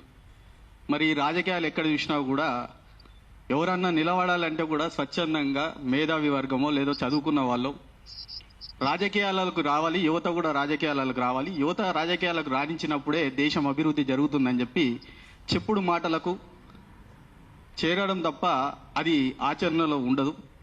ఎందుకంటే ఎలక్షన్ కమిషనర్ కానీ ఎవరైనా కానీ భారత రాజ్యాంగంలో కూడా ఒక ఎమ్మెల్యే ఇంతవరకు ఖర్చు పెట్టాలి, ఇది నిబంధన, దీనికి అతిక్రమించి ఎక్కడ కూడా డబ్బులు తీసుకెళ్ళదు. మరి డబ్బులు ఎందుకు పోతున్నాయి? 100 కోట్లు. ఒక ఉప ఎన్నిక జరిగితే జూబ్లీస్లో 100 కోట్లో, లేకపోతే మునుగోడులో 100 కోట్లో ఏరులై పారుతున్న మద్యం, మరి మద్యం ఎంతవరకు పోవాలి? ఒక లిమిట్ ఉంటుంది. కానీ ఆ మద్యం కూడా ఎంత ఏరులై పారుతుంది అనేది మనకు ఉప ఎన్నికల్లో మొత్తం ఎక్కడ తెలంగాణలో సర్పంచ్ జెడ్పీటీసీ ఏ ఎలక్షన్ వచ్చినా కూడా ఓటుకు నోటు అనేది విపరీతంగా జరుగుతుంది. ఎందుకో మరి ఇది గతంలో ఒక 30 ఏళ్ల కింద నాకు అంత కనిపించలే, కానీ ఎప్పుడైతే రేవంత్ రెడ్డి ఓటుకు నోటు చేసుకున్నాడో ఆ రోజు నుంచి తెలంగాణలో ప్రతి ఒక్కరు కూడా ఓటుకు నోటు తీసుకొనే ఓటేయాలేమో అన్న ఆలోచనకు వచ్చినట్టు నాకు కనిపిస్తున్నది. ఎందుకంటే ఏ ఎలక్షన్ చూసినా మద్యం ఏరులై పారుతుంది, ఏ ఓట్లు చూసినా అమ్ముడు పోతాయి. మొన్న సర్పంచ్ ఎలక్షన్లనే ఏదో పటాన్చేరులో ఒక ఓటుకి 60,000 అట. అంటే ఈ ఓటు ఎంత విలువైనది? నీకు 60,000 ఇచ్చి ఏ రోజు నీ ముఖం చూడనోడు ఈ రోజు నీ దగ్గరకు వచ్చి ఒక ఓటు కొంటున్నాడంటే ఆ ఓటు విలువ ఎంత అనేది నువ్వు మర్చిపోయి ఈ రోజు నీ ఆత్మగౌరవాన్ని తాకట్టు పెట్టుకొని ఆ ఓటు నమ్మి ప్రశ్నించే స్థాయికి దిగజారిపోయి మొత్తం ఎవరైతే వాళ్ళు బానిస స్థాయికి దిగజారి ఏ పని అయితే చేపించుకోవాలో ఆ పని చేపించుకోలేక రోడ్లు రవాణా సంస్థ ఏదైతే ఊరు డెవలప్మెంటో నియోజకవర్గాల డెవలప్మెంటో అది అడగడానికి మీరు భయపడుతున్నారంటే ఒక 1000-2000 మీరు తీసుకొని అమ్ముడుపోయిన ఓటర్లు కాబట్టి ఆ ప్రశ్న మీరు అడుగుతలేరు. అంటే ఈ 1000 రూపాయల ఓటు రోజుకు లెక్కేసుకుని ఒక 5 పైసలు 10 పైసలు అంటే బిచ్చపోన్ కంటే ఘోరంగా మీ ఓటును మీ ఆత్మాభిమానాన్ని అమ్ముకుంటున్నాం. మరి ఈ ఓటు అనేది ఏంది అనేది జనాలకు తెలియట్లేదు.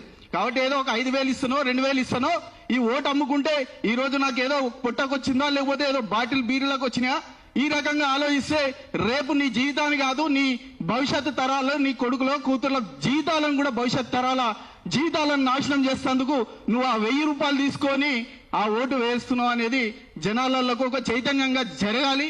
ఇలాంటి అవేర్నెస్ ప్రోగ్రామ్స్ కూడా ప్రతి జిల్లాలలో జరగాలి. అసలు ఈ ప్రోగ్రామ్స్ అనేది భారతదేశం చేయాల్సిన ప్రోగ్రామ్స్, గవర్నమెంట్ చేయాల్సిన ప్రోగ్రామ్స్.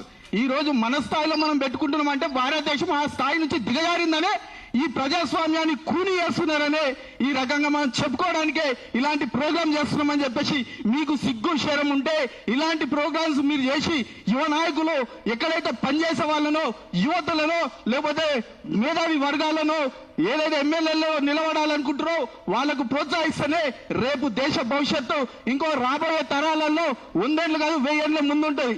లేకపోతే అన్ని ప్రపంచ దేశాలలో చూస్తే భారతదేశం మళ్ళీ వెనుకపోతుంది.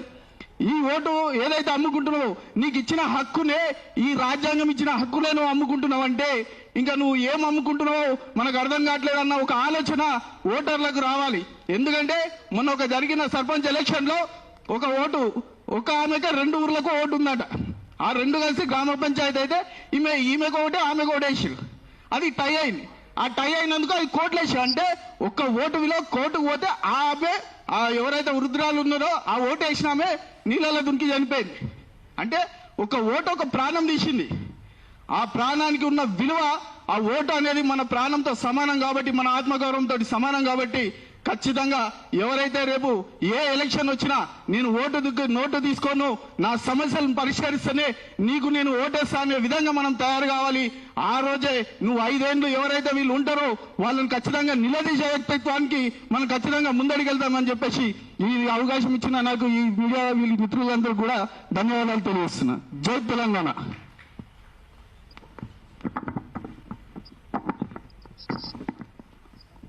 ఓటు సమాజంలో అమ్ముడుపోయే విధానం గురించి, ప్రస్తుత ఎలక్షన్లో జరుగుతున్న ఈ అవినీతి గురించి, ఈ ఓటుని గురించి, ఓటు ప్రాముఖ్యత గురించి ఇంకా ప్రజలలోకి తీసుకెళ్లాలని ఏదైతే ఈ సమావేశం సందర్భంగా సందేశాన్ని ఇచ్చిన శ్రీనివాస్ పటేల్ గారికి ధన్యవాదాలు తెలుపుకుంటూ ఈ సమావేశాన్ని ఉద్దేశించి మన నాయకుడు బీసీ విద్యార్థి నేత శివ గారిని 2 నిమిషాలు, ఎందుకంటే సమయం దగ్గరపడ్డది, 2 నిమిషాలు మాట్లాడవలసిందిగా కోరుతున్నా.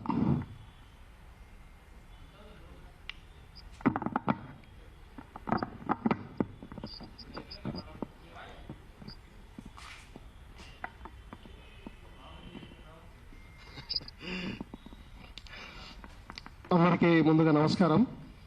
ఈరోజు centre for good governance better governance ఆధ్వర్యంలో జరుగుతున్న జాతీయ ఓటర్ దినోత్సవానికి ఇక్కడికి వచ్చిన పెద్దలకి, ఇంటలెక్చువల్స్కి అందరికీ ధన్యవాదాలు.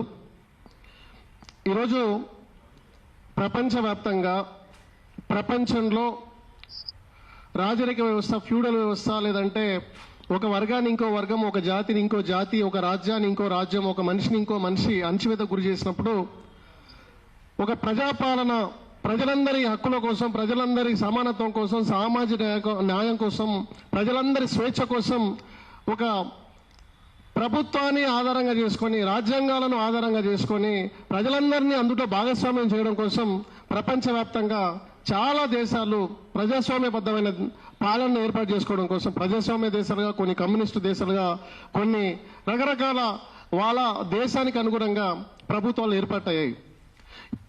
ఈరోజు ప్రపంచవ్యాప్తంగా ఓటు హక్కు కోసం రాజ్యంలో, లేదంటే ఆ ప్రజాస్వామ్యంలో మాకు కూడా భాగస్వామ్యం కావాలనేసి ప్రపంచవ్యాప్తంగా పెద్ద ఎత్తున ఓటు హక్కు కోసమే ఉద్యమాలు జరిగిన దాఖలాలు మనకు ప్రపంచ చరిత్రలో చాలా దగ్గరలో కనిపిస్తుంది. మనకు బ్రిటన్లో కావచ్చు, రష్యాలో కావచ్చు, అమెరికాలో కావచ్చు, లేదంటే దక్షిణాఫ్రికాలో కావచ్చు. ఇట్లా అనేక రకాలుగా మనకు ప్రపంచ రాజకీయాలని, ప్రపంచ చరిత్రను చదివితే మనకు అర్థమవుతుంది. వాళ్ళు ఆ దేశంలో పరాయి పాలన విముక్తి కంటే ఎక్కువగా ఆ దేశంలో ఓటు హక్కు కావాలని, ఆ దేశంలో మమ్మల్ని కూడా భాగస్వామ్యం కావాలని చేసిన పోరాటాలు చాలా ఉధృతమైనవి. మనకు అమెరికాలో తీసుకుంటే, లేదంటే దక్షిణాఫ్రికాలో తీసుకుంటే నల్ల జాతీయులు, తెల్ల జాతీయుల మీద చేసిన ఉద్యమం ప్రపంచ దేశాలకి ఎంత గొప్ప ఆదర్శం. చైనా, ఫ్రెంచ్ విప్లవం ప్రపంచ దేశాలకి స్వేచ్ఛ, సమానత్వం, సభ్యతత్వం అందించిన దేశాలు చేసిన పోరాటం కూడా ఓటు హక్కు కోసమే.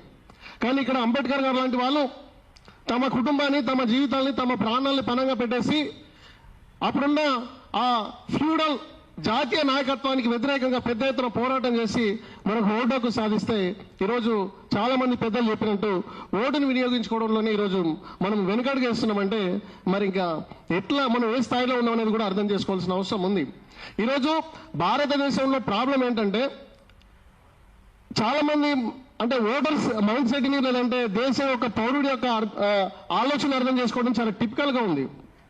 నేను నిన్న all India OBC students association ఆధ్వర్యంలో హైకోర్టులో ఎలక్షన్స్ జరుగుతున్నాయి త్వరలో, కాబట్టి బీసీల ఓట్లు బీసీలో వేసుకుందాం అనేసి మేము ఆ నినాదాలు చేయడానికి, అక్కడ వాళ్ళకి సపోర్ట్ తెలియజేయడానికి మేము వెళ్ళాము. అక్కడ పరిస్థితి ఎట్లా ఉందంటే, ఈ దేశాన్ని నిర్మించేది, ఈ దేశాన్ని యొక్క భారత రాజ్యాంగానికి ఆధారభూతమైన న్యాయ వ్యవస్థ కోర్టులలో ఈరోజు ఓటర్లని, అంటే అక్కడ ఉన్న అడ్వకేట్లను కూడా ఈరోజు డబ్బుతో, లేదంటే రకరకాల ప్రలోభాలతో ఇన్ఫ్లుయెన్స్ చేస్తున్నారు. ఈరోజు హైకోర్టు అడ్వకేట్లలో కూడా కొంతమంది, అందరినీ అనట్లేదు, కొంతమంది అంటే ఆ ప్రలోభాలు అనేవి ఒక్కొక్క దగ్గర ఒక్కొక్కలా ఉంటాయి. ఇప్పుడు గ్రామీణ స్థాయిలో అయితే ఒక ఓటర్కి ఒక కోటర్ ఇచ్చేసి వాని ఓటుని వాళ్ళు వేయించుకుంటే, ఈరోజు హైకోర్టులలో ఈరోజు వాళ్ళ ఓటర్లని కార్పొరేట్ స్టైల్లో తీసుకెళ్తున్నారు. కొంతమంది అడ్వకేట్లకు ఒక పెద్ద రెస్టారెంట్లో వాళ్ళకి పార్టీ అరేంజ్ చేయడం, లేదంటే వాళ్ళకి స్పెషల్గా రకరకాల బ్రాండ్లతోటి గెస్ట్ హౌస్లో ప్లాన్ చేయడం, ఇట్లాంటివి. అంటే ఈరోజు ఓటు అనే దాన్ని ఏ వ్యవస్థ కూడా సరిగ్గా వాడుకోవడం లేదు. ఈరోజు ఓటు ద్వారానే ఈ దేశంలో సామాజిక న్యాయం జరుగుతుంది, ఈ ఓటు ద్వారానే ఈ దేశంలో డెమోక్రసీ వ్యవస్థ నడుస్తుంది, ఈ ఓటు ద్వారానే ఈ దేశంలో ఈ ప్రజాస్వామ్య వ్యవస్థలు నడుస్తాయి. ఈరోజు ఓటు హక్కు లేకుండా, ఓటు సమర్థవంతంగా వాడుకోకుండా ఈరోజు చాలా మంది మేధావి వర్గాలు అన్యాయం జరుగుతుంది, అవినీతి జరుగుతుంది, కరప్షన్ జరుగుతుంది, సామాజిక న్యాయం జరగట్లేదంటే మరి ఎక్కడ పాసిబుల్ అవుతుంది? కాబట్టి ఈరోజు సెంటర్ ఫర్ బెటర్ గవర్నెన్స్ ఏదైతే తీసుకుందో నిర్ణయం, దీన్ని గ్రౌండ్ లెవెల్ తీసుకెళ్లాలి. దీన్ని యాజ్ సూన్ యాజ్ పాసిబుల్ ఎంత వీలైతే అంత తొందర పెద్దలందరూ కలిసి దీన్ని ఒక పాఠ్యాంశంగా చేర్పించాలి. ఇది మనకు స్కూల్ నుంచే పిల్లల మైండ్ లో పాతుకుపోవాలి. ఓటు ఏంటి, ఓటు యొక్క ఆవశ్యకత ఏంటి, ఓటు వల్ల ప్రపంచంలో ఉన్న దేశ వ్యవస్థను ఎట్లా మనం మార్చొచ్చు అనేది. ఈరోజు మనకు best example Nepal Gen Z movement. అక్కడ సోషల్ మీడియాని బ్యాన్ చేసేందుకు వాళ్ళు దేశ రాజకీయ వ్యవస్థను తలకిందులు చేశారు. అది ఎందుకు చేయగలిగారంటే వాళ్ళు డెమోక్రసీలో భాగంగా ఉన్నారు. కాబట్టి అట్లాంటి మూవ్మెంట్లను మనం తీసుకురావాలంటే ఓటు యొక్క ఆవశ్యకతని మనకు గ్రౌండ్ నుంచే తీసుకురావాల్సిన అవసరం ఉంది. ఇండియన్ ఎడ్యుకేషన్ సిస్టమ్ లో దీన్ని భాగం చేయాల్సిన అవసరం ఉంది. ఈరోజు ఓటర్ మైండ్ సెట్ ని మనం చాలా కోణాల్లో ఆలోచించాల్సిన, అనాలిసిస్ చేయాల్సిన అవసరం ఉంది. ఈరోజు మనందరం కూడా భారత రాజ్యాంగాన్ని కూడా పాఠ్యాంశంగా చేర్చితే అసలు ఈరోజు పీజీలు, పిహెచ్డీలు, ఎంకామ్లు, బీటెక్లు ఎంసీఏలు రకరకాల డిపార్ట్మెంట్లు టెక్నికల్ డిపార్ట్మెంట్లు చదివిన వాళ్ళకి ఈరోజు ఒక ఆర్టీఏ ఫైల్ ఎట్లా చేయాలో తెలియదు. ఈరోజు ఒక రెవెన్యూ డిపార్ట్మెంట్కి వెళ్ళేసి ఒక డాక్యుమెంట్ రెవెన్యూ రికార్డ్ ఎట్లా తీసుకోవాలో తెలియదు. ఈరోజు ఒక ప్రభుత్వ హాస్పిటల్కి వెళ్ళేసి ఫస్ట్ దాంట్లో వాళ్ళకి రావాల్సిన రైట్ని లేదా వాళ్ళకి కావాల్సిన బలమైన అంటే నాణ్యమైన ట్రీట్మెంట్ ఎట్లా తీసుకోవాలో వాళ్ళకి తెలియదు. ఇవన్నిటికీ కారణం ఏంటంటే వాళ్ళకి గవర్నమెంట్ లో భాగస్వామ్యం అయ్యే ఏదైతే రిప్రజెంటేషన్ ఉందో, ఏదైతే గవర్నమెంట్ అందించే ఏదైతే ప్రభుత్వ వ్యవస్థలు ఉన్నాయో, సమాచార వ్యవస్థలు ఉన్నాయో వాటి మీద అవగాహన లేకపోవడం. కాబట్టి ఇవన్నీ ఇందులో భాగాలు అవుతాయి. ఓటర్ అంటే ఒక ఓటర్ గా ఎప్పుడైతే అతను ఒక ఓటర్ తను చైతన్యం కావాలంటే అతనికి ఉన్న రైట్స్ ఏంటో తెలియాలి. తను సమాజం మీద లేదంటే ప్రభుత్వం మీద ఎందుకు పోరాటం చేయాలో తెలియాలి. కాబట్టి ఇవన్నిటినీ జరగాలంటే దీని వెనుక కూడా మళ్ళీ ఒక బలమైన ఒక మోటో లేదంటే బలమైన ఒక ఐడియాలజీ డ్రైవ్ అవ్వాలి. బలమైన వ్యవస్థ ఆ మనిషి యొక్క ఆలోచనలో భాగం కావాలి. కాబట్టి భారత రాజ్యాంగాన్ని కూడా ఖచ్చితంగా దీంట్లో భాగస్వామ్యం చేసి భారత రాజ్యాంగాన్ని కూడా కంపల్సరీ ఇంప్లిమెంట్ యాక్ట్ అనేది ఒకటి తీసుకొచ్చి డిగ్రీలు, ఎంటెక్లు, బీటెక్లు లేదంటే ప్రైవేటు టెక్నికల్ ప్రభుత్వ ప్రతి ఇన్స్టిట్యూషన్స్ లో కూడా దాన్ని కంపల్సరీ చేసి దాంట్లో ఓటు హక్కును భాగస్వామ్యం చేసి ఓటు యొక్క విలువని మనం తెలియజేస్తే ఖచ్చితంగా కొంత మార్పు తీసుకురావడానికి అవకాశం ఉంటుంది. కాబట్టి ఈ సెంటర్ ఫర్ బెటర్ గవర్నెన్స్ అనేది భవిష్యత్తులో ఇంకా ఉన్నతమైన స్థానానికి వెళ్ళాలి. ఈ రోజు దేశంలో ఉన్న అన్ని వర్గాలకి న్యాయం జరగాలంటే కూడా ఓటుతోటే న్యాయం జరుగుతుంది. ఓటుని మనం ఏదో ఎలక్షన్స్ ముందు ఓటును అమ్ముకోవద్దనేసి ఇట్లా చెప్పడం కాకుండా దాని యొక్క ఆవశ్యకతను దాన్ని ప్రజల్లోకి తీసుకెళ్తే జరిగే అద్భుతాలను కూడా మనం చూపించాల్సిన అవసరం ఉంది. దానికి బెస్ట్ ఎగ్జాంపుల్ తీన్మార్ మన్నల్ లాంటి వ్యక్తి గెలిపే మనకు చాలా బెస్ట్ ఎగ్జాంపుల్. ఈరోజు ధన ప్రవాహం ఎంత పారించినా అక్కడ ఆయన చదువుకున్న వాళ్ళని ఇన్ఫ్లుయెన్స్ చేయగలిగాడు, ఓటు యొక్క ఆవశ్యకతను చూపించగలిగాడు. అందుకే ఒకవైపు ప్రభుత్వం ఇంకోవైపు ప్రతిపక్షాలు ఉన్నా కానీ ఆయన చాలా అద్భుతమైన మెజారిటీతో గెలిచిండు. సో ఇట్లాంటి మన ఇన్ఫ్లుయెన్స్ మనం క్రియేట్ చేయగలిగిన రోజు ఖచ్చితంగా మన ఓటు యొక్క చైతన్యాన్ని మనం ముందుకు తీసుకెళ్లొచ్చు. ఓటు ద్వారా ఒక ఓటరే కాదు, దేశ ప్రభుత్వ ప్రజాస్వామ్య వ్యవస్థలు అన్ని మారుతాయి. కాబట్టి దీన్ని ప్రజల్లోకి తీసుకెళ్లడానికి అన్ని రకాల రిసోర్సెస్ ని క్రియేట్ చేయాలి. దీన్ని ఇట్లాంటి సోమాజి కూడా ప్రెస్ క్లబ్లలోనే కాకుండా యూనివర్సిటీ స్థాయిలో కూడా దీని మీద పెద్ద ఎత్తున ప్రచారం చేయాల్సిన అవసరం ఉంది. త్వరలో పెద్దలు సమయం ఇస్తే all India OBC students association ఆధ్వర్యంలో మేము హైదరాబాద్ సెంట్రల్ యూనివర్సిటీలో అట్లాగే మాకు పాలమూరు యూనివర్సిటీలో టీంలు ఉన్నాయి, అక్కడ కూడా లేదంటే ఉస్మానియా యూనివర్సిటీలో కూడా మా టీం ఉంది. కాబట్టి వాటి ఆధ్వర్యంలో కూడా ఇట్లాంటి గొప్ప కార్యక్రమానికి మేము శ్రీకారం చుడతాం. దాంట్లో మీరందరూ కూడా సమయం ఇస్తే, మీ అందరు టైం ఇస్తే, మీ అందరి సహాయ సహకారాలు ఇస్తే ఓటు యొక్క ఆవశ్యకతలోనే మా పోరాటం ఉంది, ఓటులోనే ఈ దేశ నిర్మాణం ఉంది. కాబట్టి దీనికి మా సంపూర్ణమైన మద్దతు, పోరాటం ఎప్పుడు కూడా మీతో కలిసి నడవడానికి మేము సిద్ధంగా ఉన్నాం అనేసి ఈ వేదిక ద్వారా తెలియజేస్తున్నాం. Thank you. జై భీమ్, జై పూలే, జై మండల్. ఎందరో పోరాటాల త్యాగ ఫలితంగా సిద్ధించిన ఈ ఓటుని అంగట్లో సరుకు లెక్క మారిపోయింది.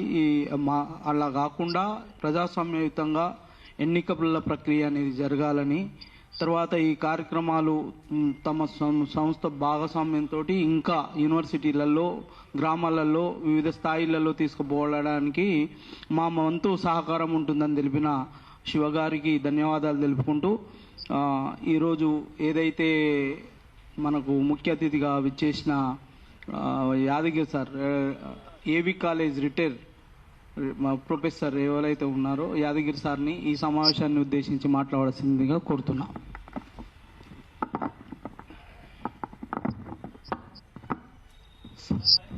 సభకు నమస్కారం. నా పేరు doctor Yadagiri, AV college ప్రిన్సిపల్గా retire అయినాను. ముఖ్యంగా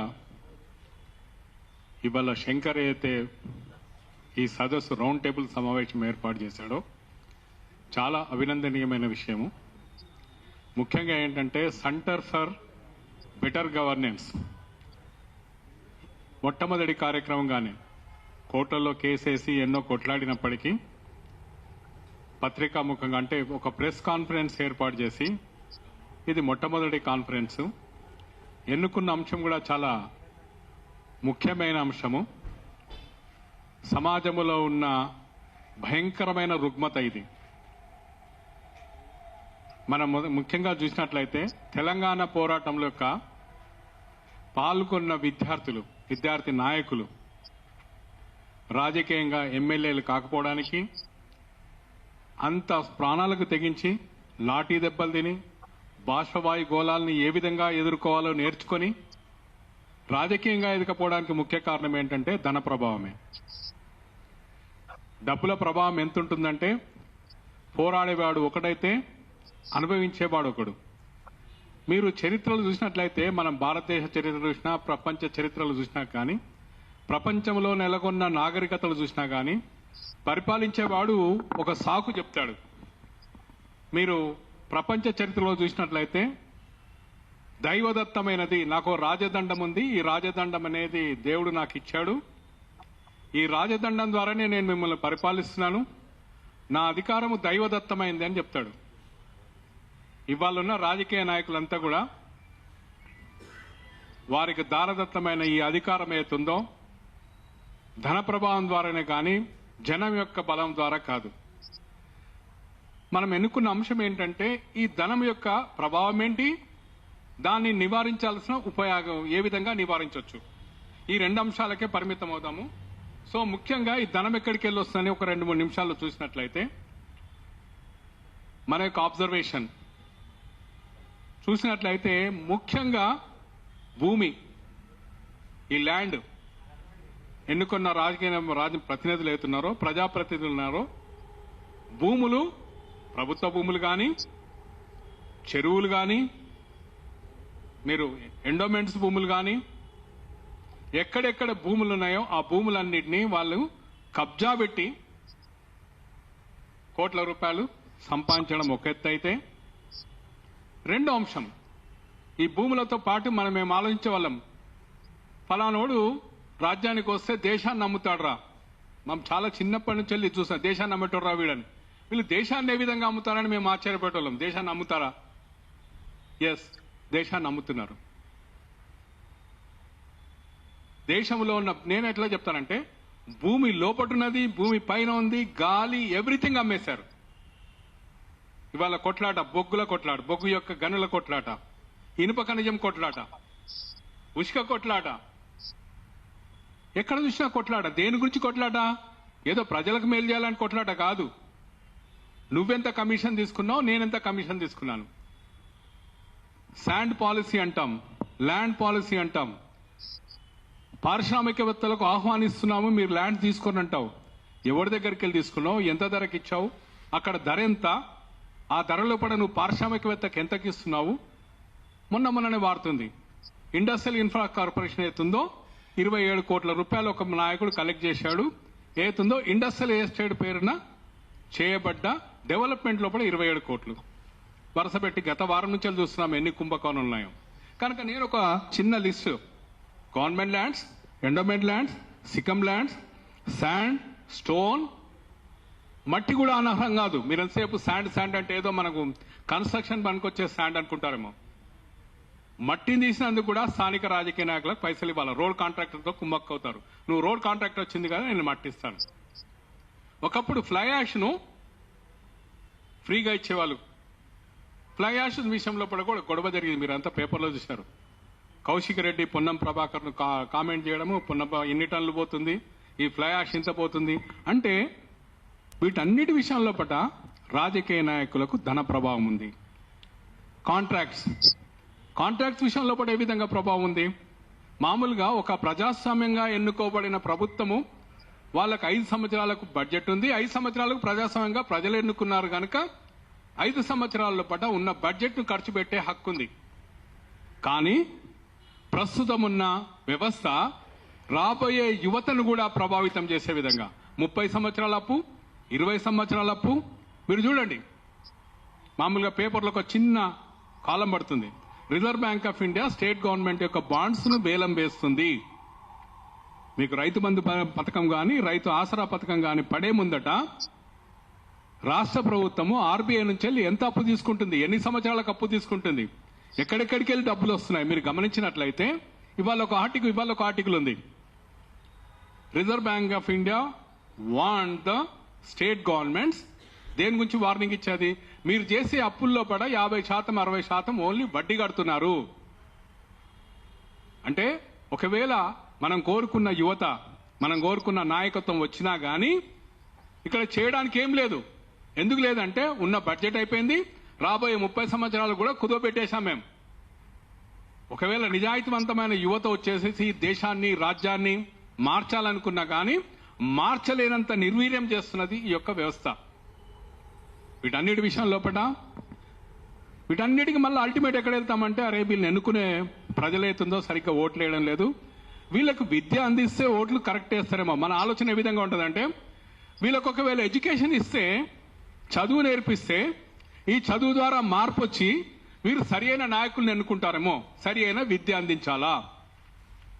మరి చదువుకున్న టీచర్లు ఎమ్మెల్సీలు నేను చూసినాక నేను కూడా టీచర్ ఎమ్మెల్సీకి నేను ప్రిన్సిపల్గా ఉన్నప్పుడు లెక్చరర్గా ఉన్నప్పుడు నాకు ఓటు హక్కు ఇచ్చారు. మా పక్కకున్న వాళ్ళు పిలిచేవాళ్ళు, ఫలాన్ క్లబ్లో పార్టీ అట. నేను క్లియర్ చెప్పాను, మీకు 1,50,000 జీతం ఇస్తారు, మీరు ఒక లెక్చరరు, మీరు ఎవరో పెట్టిన పార్టీ పెట్టిన దానికి పోయేసి మీరు ఒకవేళ ఇదైపోయినట్లయితే, క్లబ్కి వెళ్ళినట్లయితే, లేక డబ్బులు తీసుకున్నట్లయితే మీరు మొత్తం సమాజాన్ని ప్రశ్నించే హక్కును కోల్పోతున్నారు. ఇవాళ టీచర్లకు కూడా నేను ఒకటే ప్రశ్న, టీచర్ ఎమ్మెల్సీలు వాళ్ళు ఒకవేళ రేపు పొద్దుగాల నుంచి నన్ను తిట్టినా పర్లేదు, టీచర్ ఎమ్మెల్సీలు కానీ గ్రాడ్యుయేట్ ఎమ్మెల్సీలు లోపల ఎవరైతే డబ్బులు తీసుకొని ఓట్లేశారో మీరు ఈ సమాజంలో అవినీతిని ప్రశ్నించే హక్కును కోల్పోతున్నారు. మీరు ఒక్కసారి మీరు అనుకుంటుండొచ్చు, ఏదో వాడు పిలిచిండు, బిర్యానీ తిన్నాం, అది తిన్నాం, పార్టీ పిలిచిండు, మాకు తెలిసినోడు పోయినాం. No, if you are going to a simple party you are losing your right to question. మీరు ప్రశ్నించే హక్కును కోల్పోతున్నారు. ఈ సమాజానికి మార్గదర్శకత్వం వహించే హక్కును కోల్పోతున్నారు. చాలా చిన్న విషయం కావచ్చు, 2,000 10,000 కానీ మీ యొక్క హక్కు ఒక తెలివిమంతులుగా విద్యావంతులుగా మీరు ప్రశ్నించే హక్కును కోల్పోతున్నారు. మీరు మార్గదర్శకత్వం వహించే హక్కును కోల్పోతున్నారు. ఒకవేళ ఎవరైనా ప్రశ్నించినట్లయితే 1,000 మనం చూపెడితే 5,000 మన దిక్కు చూపెడతాయి, 4,000 మిగతా 4,000 నీ దిక్కే ఉంటాయి. కనుక ఆ హక్కును కోల్పోవద్దు. డబ్బులు తీసుకొని ఆ హక్కును కోల్పోవద్దు. నీ చుట్టూ ఉన్న ప్రతి సంపద మీద జరిగే దోపిడీని ప్రశ్నించే హక్కును కోల్పోకూడదు. సో నేనేమంటున్నా అంటే ఈ కాంట్రాక్ట్స్, వరల్డ్ బ్యాంక్ అప్పులు కానీ వీళ్ళకి ఇక్కడ డబ్బులు సరిపోవడంలా. ఇవాళ వరల్డ్ బ్యాంక్ అప్పులు అంటున్నారు, ఏషియన్ డెవలప్మెంట్ బ్యాంక్ అప్పులు అంటున్నారు. నేను హుస్సేన్ సాగర్ పక్కన చూస్తుంటే హుస్సేన్ సాగర్ నేతుందో ప్రక్షాళన చేయాలని చెప్పేసి జపాన్ డెవలప్మెంట్ బ్యాంక్ వెళ్ళి అప్పు తీసుకొచ్చారు. చాలా మంది తెలియని విషయం ఏంటంటే లాంగ్ బ్యాక్ పట్టుపురుగుల పెంపకానికి వరల్డ్ బ్యాంక్ నుంచి వెళ్ళి చంద్రబాబు నాయుడు గారు ఉన్నప్పుడు పట్టుపురుగుల పెంపకము, నీటిపారుదల సంఘాలు వీటన్నిటికీ ప్రపంచ బ్యాంక్ నుంచి వెళ్ళి అప్పులు తీసుకొచ్చారు. తర్వాత తీసుకొచ్చిన ప్రపంచ బ్యాంక్ అప్పులు కానీ దాని స్కీములు కానీ వాటి యొక్క ప్రభావం ఇవాళ ఐఏఎస్ ఆఫీసర్లు ఎక్కడ పోస్టింగ్ కావాలనుకుంటారంటే ఎక్కడైతే ఫండ్స్ ఎక్కడ ఉన్నాయో అక్కడ కావాలంటారు. Important posting. What is important posting? ప్రజలకు దగ్గర ఉన్నది ఇంపార్టెంట్ పోస్టింగా? ప్రజలకైతే దగ్గరగా ఉన్నామో ప్రజలకు సేవ చేసే అవకాశం అనేది ఇంపార్టెంట్ పోస్టింగా? ఎక్కడ ఇంపార్టెంట్ పోస్టింగ్? ఎక్కడైతే ఫండ్స్ ఎక్కడ ఉన్నాయో అక్కడ ఇంపార్టెంట్ పోస్టింగ్. సో నేను అనలైజ్ చేసిన దాంట్లో ఏంటంటే వరల్డ్ బ్యాంక్ అప్పులు కానీ, ఏషియన్ డెవలప్మెంట్ బ్యాంక్ అప్పులు కానీ, ఇతరత్ర అప్పులు కానీ, ఇవాళ కార్పొరేషన్ల ద్వారా తీసుకొస్తున్న అప్పులు కానీ, ఈ మొత్తం అప్పులు కూడా రాబోయే తరాన్ని నిర్వీర్యం చేస్తుంది. అదేవిధంగా స్థానికంగా ఉన్న రైస్ మిల్లులు కానీ, ఆయిల్ మిల్లులు కానీ, మార్కెటింగ్ కమిటీలు కానీ వీటన్నిటి నుంచి ధన ప్రభావం ఉంది. ఇందు కలడందు లేడని సందేహం వలదు, ఎందెందు వెతికినా అందందు కలడన్నట్లుగా ఈ ధన ప్రభావం ప్రతి చోట ఉంది. ఈ ధన ప్రభావాన్ని ఏ దినమైతే అరికట్టబడుతుందో దానికి నివారణ ఉపాయాలు మనం రెండు అంశాల కింద డివైడ్ చేశాడు అన్న ఇవాళ టాపిక్ ను. నంబర్ 1 ధన ప్రభావం, నంబర్ 2 వచ్చేసేసి నెక్స్ట్ మూడింటి కింద మేజర్ కింద పెట్టాను. ల్యాండ్ చుట్టూ ఉన్న రాజకీయం, ప్రపంచ బ్యాంక్ అప్పులు, కాంట్రాక్టర్స్లు, భూమి లోపట భూమి పైన ఉన్నది అమ్ముకోవడం. అదేవిధంగా లాస్ట్ పాయింట్ ఒకటి పెట్టిన ఈ బ్యూరోక్రసీతో మమేకం కావడం. రాజ్యాంగం రాసేటప్పుడు మనకేమిటంటే ప్రజాస్వామ్యానికి ఈ స్తంభాల్లాగా పనిచేయాల. ఎగ్జిక్యూటివ్ సపరేటు, ప్రెస్ సపరేటు, న్యాయ వ్యవస్థ సపరేటు, అన్ని వ్యవస్థలు ఇండిపెండెంట్ గా వర్క్ చేయాలా. ఇవాళ బ్యూరోక్రసీ ప్రజలకు రక్షించాల్సింది పోయేసేసి ఇంపార్టెంట్ పోస్టింగ్ల విషయం లోపల పైరవులు చేసుకొని, so that is also one of the source of income. ఈ సోర్స్ ఆఫ్ ఇన్కమ్స్ అన్నిటిని కూడా అనలైజ్ చేసినట్లయితే ఈ యొక్క ధన ప్రవాహము మిళితమైపోయింది, రేట్ని వేరే రాకుండా మిళితమైపోయింది. దీనికి నివారణోపాయాలు సార్, నివారణోపాయాల కింద ఒక్క పబ్లిక్ మీటింగ్ పెట్టాలంటే, ఇవాళ నిజాయితీ గల రాజకీయ నాయకుడు ఎవరైనా పబ్లిక్ మీటింగ్ పెట్టాలంటే, ఇవాళ చాలా మంది ఎవరైనా నిజాయితీగా నిల్చొని ఒక పబ్లిక్ మీటింగ్ పెట్టాలంటే ఎంత ఖర్చు వస్తుందో మీకు అందరికీ తెలిసిన విషయమే. లక్షల రూపాయలు ఖర్చు పెట్టగలిగితేనే ఒక పబ్లిక్ మీటింగ్ పెట్టగలుగుతాడు. ఈ పబ్లిక్ మీటింగ్ అనేది జన సమీకరణ చేసి జనం ప్రాబ్లమ్స్ మాట్లాడదామంటే జన సమీకరణకే డబ్బులు అవుతున్నాయి. కనుక నేను మొట్టమొదటి నివారణోపాయం ఏం చెప్తున్నానంటే, ధన ప్రభావం తగ్గియాలంటే ఈ పబ్లిక్ మీటింగ్ కాకుండా మీకు పరిణతి అమెరికాలో ఏ విధంగా అయితే డిబేట్ జరుగుతుందో, number 1 point there should be debate on every issue. Sir ఎక్కువ ఒక 2 నిమిషాల్లో కంప్లీట్ చేస్తారు శంకర్ గారు. డిబేట్ అవుతుందో డిబేట్ ద్వారా ఈ పబ్లిక్ మీటింగ్ని అవాయిడ్ చేయాలా. కొన్ని కోట్ల రూపాయలు మిగిల్చిన వాళ్ళం అవుతాము. డిబేట్ దేని విషయంలో జరగాల? అయ్యా నువ్వేం చేస్తావు గెలిస్తే, నీ చరిత్ర ఏంది, నువ్వు 30 సంవత్సరాలు 50 సంవత్సరాల కింద ఏం చేసినావు, ఇప్పుడు ఏం చేసినావు. డిబేటు నీకు నిల్చున్న నాయకుల మధ్య, నిలబెట్టిన పార్టీ వ్యక్తుల మధ్య నువ్వు ఏ ఉద్యమం చేసినావు, ఎక్కడికి వెళ్ళి వచ్చినావు, ప్రజలు ఎక్కడున్నావు, ఏం చేసినావు, నీ ఉద్యమ నేపథ్యం ఏంటి, నీ ఆర్థిక నేపథ్యం ఏంది, ఎంతమందిని ముంచినావు, ఏం చేసినావు అనేది చర్చ జరగాల. ప్రజాసేవ విషయంలో చర్చ జరగాల, డిబేట్ లోపల చేయబోయే అంశాల మీద చర్చ జరగాల, అతనికి ఉన్న ఆస్తుల మీద చర్చ జరగాల, అతని మీద ఉన్న కేసుల విషయంలో కూడా చర్చ జరగాల. ఎలాంటి క్రిమినల్ కేసులు ఉన్నాయి, వీటన్నిటి విషయంలో పబ్లిక్ లో డిబేట్ జరగాల్సిన అంశం ఉంది. ఇవన్నీ చాలా గ్రామీణ స్థాయికి శంకరాన్ని ఇక్కడ పెట్టిన మీటింగు మొత్తము గ్రామానికి తీసుకెళ్లినప్పుడు డిబేట్ల ద్వారా మాత్రమే ఒకవేళ రాజకీయ నాయకులు నిలిచినట్లయితే, నేను వస్తే నేను ఎమ్మెల్యే అయితే నేను ఏం చేయబోతున్నా, ఈ ఏరియాకి ఏం చేయబోతున్నా, రాష్ట్రానికి ఏం చేయబోతున్నా, దేశానికి ఏం చేయబోతున్నా అనేది చెప్పినాడు. పోరాటంలో పాల్గొన్న నాయకులు అవుతారు. డబ్బులున్న నాయకులైనంత కాలం ఇవాళ చూసినట్లయితే last week 15 days back world inequality centre అని ఒకటి ఉంది, అది స్టడీ చేస్తుంది. ప్రపంచంలో ఉన్న మొత్తం సంపద లోపట సగభాగం 2 భాగాలు చేసినట్లయితే ఒక భాగం 60,000 మంది దగ్గర ఉంది. 60,000 మంది ప్రపంచంలో ఉన్న సగం సంపదను ఆల్రెడీ తీసుకున్నారు. The same is the equation. ఇంతకుముందు సార్ మాట్లాడుతూ పార్లమెంట్లో ఎంతమంది ఉన్నారు, అసెంబ్లీలో ఎంతమంది ఉన్నారు, ఏ విధంగా ప్రభావం చేస్తున్నారు, ఎన్ని వందల కోట్లు 1000 కోట్లు ఉన్న వాళ్ళు పోయారు ఎంపీలుగా, ఒక్కొక్కరి దగ్గర 500 కోట్లు 1000 కోట్లు.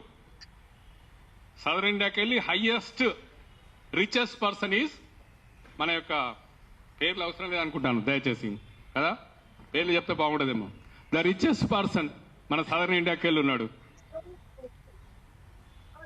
ఎక్కడికి వెళ్ళి సంపాదించారు, ఏం చేశారు. ఇంతకుముందు పార్లమెంటు రాజ్యసభ మెంబర్ పోవాలంటే రాజ్యసభ మెంబర్ కు ఒక క్వాలిఫికేషన్ ఉండేది, either from education, either from service, either from scientist, either from ఏదో సేవ చేసిన వాళ్ళు. ఇవాళ ఏంటంటే ఫార్మాస్యూటికల్ కంపెనీ యొక్క యజమాని పోయేసేసి రాజ్యసభ మెంబర్ అవుతాడు. నువ్వు దేశానికి చేసిన సేవ ఏంటి? ఒబామా ఫస్ట్ టైం అమెరికాలో కూడా ఓడిపోయినప్పుడు మామూలుగా చిన్న ఓటమి పాలవుతాడు, మామూలుగా డైరెక్ట్ గా పోయి ప్రెసిడెంట్ కాలా. ఓడిపోయిన తర్వాత ఇంటింటికి తిరిగి ప్రజాసేవ చేసి ప్రెసిడెంట్ అయ్యాడు. మరి మన దగ్గర ఏ విధంగా ఉంది, దాన్ని ఆలోచించాల్సిన అవసరం ఉంది. సో నేను ఇంకోటి అంటున్నాను, మనం ఏంటంటే జస్ట్ పేర్లు పెడతాం, డిస్ప్లే ఆఫ్ ద పేర్లు పెడతాం. ఓట్లు వేయడానికి లోపలికి పోయేటప్పుడు ఓట్ల గుర్తులు అవి పెడతారు. Second suggestion, number 1 debate, number 2 display of the total history. Criminal cases ఎన్ని ఉన్నాయి, ప్రతి నిలబడ్డ క్యాండిడేట్ యొక్క క్రిమినల్ కేసెస్ ఎన్ని, ఆస్తులు ఎన్ని, ఓవర్ ఏ పీరియడ్. ఇప్పుడు మనం ఏంది అన్ని ఫైల్ చేస్తారు, గత ఎంత ఉంది, ఆయన ఇన్కమ్ ట్యాక్స్ ఎంత, అదెంత, అన్ని ఎలక్షన్ కమిషన్ దగ్గర ఇస్తారు. కానీ జనంకు పోయేసేసి ఎలక్షన్ కమిషన్ వెబ్సైట్ లో పోయేసేసి చూసి ఓట్లు వేసేంత అవకాశం లేదు. కనుక బయటనే డిస్ప్లే పెట్టాలా. ఈ బయట డిస్ప్లే పెడితే ఏమైందంటే ఎవడి భాగవతం ఏంది, ఎవడు నిజాయితీ గల్లోడు, జాజుల శ్రీనివాస్ గౌడ్ గత 20 సంవత్సరాల నుంచి వెళ్ళి కొట్లాడుతున్నాడు. ఏమైంది? తెలంగాణ విఠల్ గారు తన ఆక్రోశం అంతా తెలంగాణ గురించి వెళ్ళగక్కుతున్నాడు. జట్టి శంకర్ ఎత్తుందో యూనివర్సిటీలో కూర్చుండేసి వాని మీద వీని మీద పిల్లేసేసి ఈ దేశంలోని అవినీతిని పారదోలాలనుకుంటున్నాడు. వీరికి చట్టసభలో పోయే అవకాశం లేదా? వాళ్ళ జీవిత కాలంలో పోవాలంటే ఏం చేయాలా? మళ్ళీ ఉన్న దగ్గర పోయి కాకబట్టుడు కాదు, అన్న నీకు నీ చేతి కింద పనిచేస్తానా, నాకు సీట్ ఇవ్వడు, ఇది కాదు. నువ్వు కూడా బానిస అయిపోతావు. సో దీనికి ఆల్టర్నేటివ్ ఏతుందో ఆలోచించాల్సిన అవసరం ఉంది. ఈ యొక్క సమస్యను ఏతుందో గంటల కొద్దీ చర్చించాల్సిన అవసరం ఉంది. జనంలోకి తీసుకెళ్లాల్సిన అవసరం ఉంది. నేషనల్ పార్టీస్ కూడా ఎలక్ట్రల్ బాండ్స్ నేను అనుకున్న బ్రహ్మాండంగా ఒక బాంబు పేలుతుందేమో అనుకున్నా. Before election, last election before లోపట ఎవడెవడి దగ్గరికి వెళ్ళి ఏమేమి డబ్బులు తీసుకురో సుప్రీంకోర్టు అనేది నథింగ్ డూయింగ్, యూ డిస్ప్లే ఎవడెవడి దగ్గరికి వెళ్ళి తీసుకురో ప్రకటించి, ఓహో అది అవుతుంది, ఏం కాదు మీరు ప్రకటించండి అన్నది. ఈ దొంగలందరికీ బయటపడుతున్నారు. దొంగల మీద ప్రజల యొక్క ప్రభావం ఎంత ఉంటుందో అనుకున్నాం. ఓటర్స్ మీద ఎంత ప్రభావం ఉంటుందో అనుకున్నాం. ఎలాంటి ప్రభావం లేదు. యాజ్ ఇట్ ఇస్ గా మనం యాక్సెప్ట్ చేసినామా? అవినీతిని మన జీవితంలో ఒక భాగంగా యాక్సెప్ట్ చేసినామా? ఒక మనిషిని గుర్తించాలంటే ఒక మనిషి కష్టపడి సంపాదించిండా లేక అవినీతి ద్వారా సంపాదించిండా? వాని వెనుక తిట్టడం కాదు, వాని ముందర తిట్టే దశ రావాలని కోరుకుంటున్నాం. ఇప్పుడు దొంగ వీని కోటేయద్దు అన్న దశ రావాలని కోరుకుంటున్నాం. 100 కోట్లు నిలుచుంటే 200 కోట్లు ఉన్న దానికి ఆయన కొట్టేటోడట, ఆయన దేంట్లో కొడతాడు? ఆయన కొట్టేటోడు నిలుచుండట.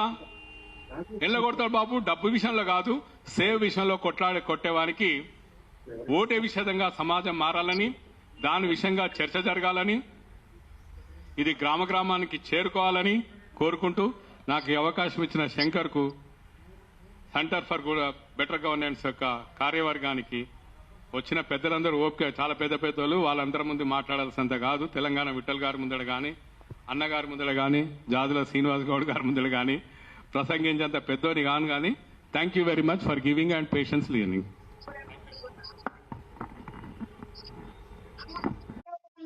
इस वक्त की सबसे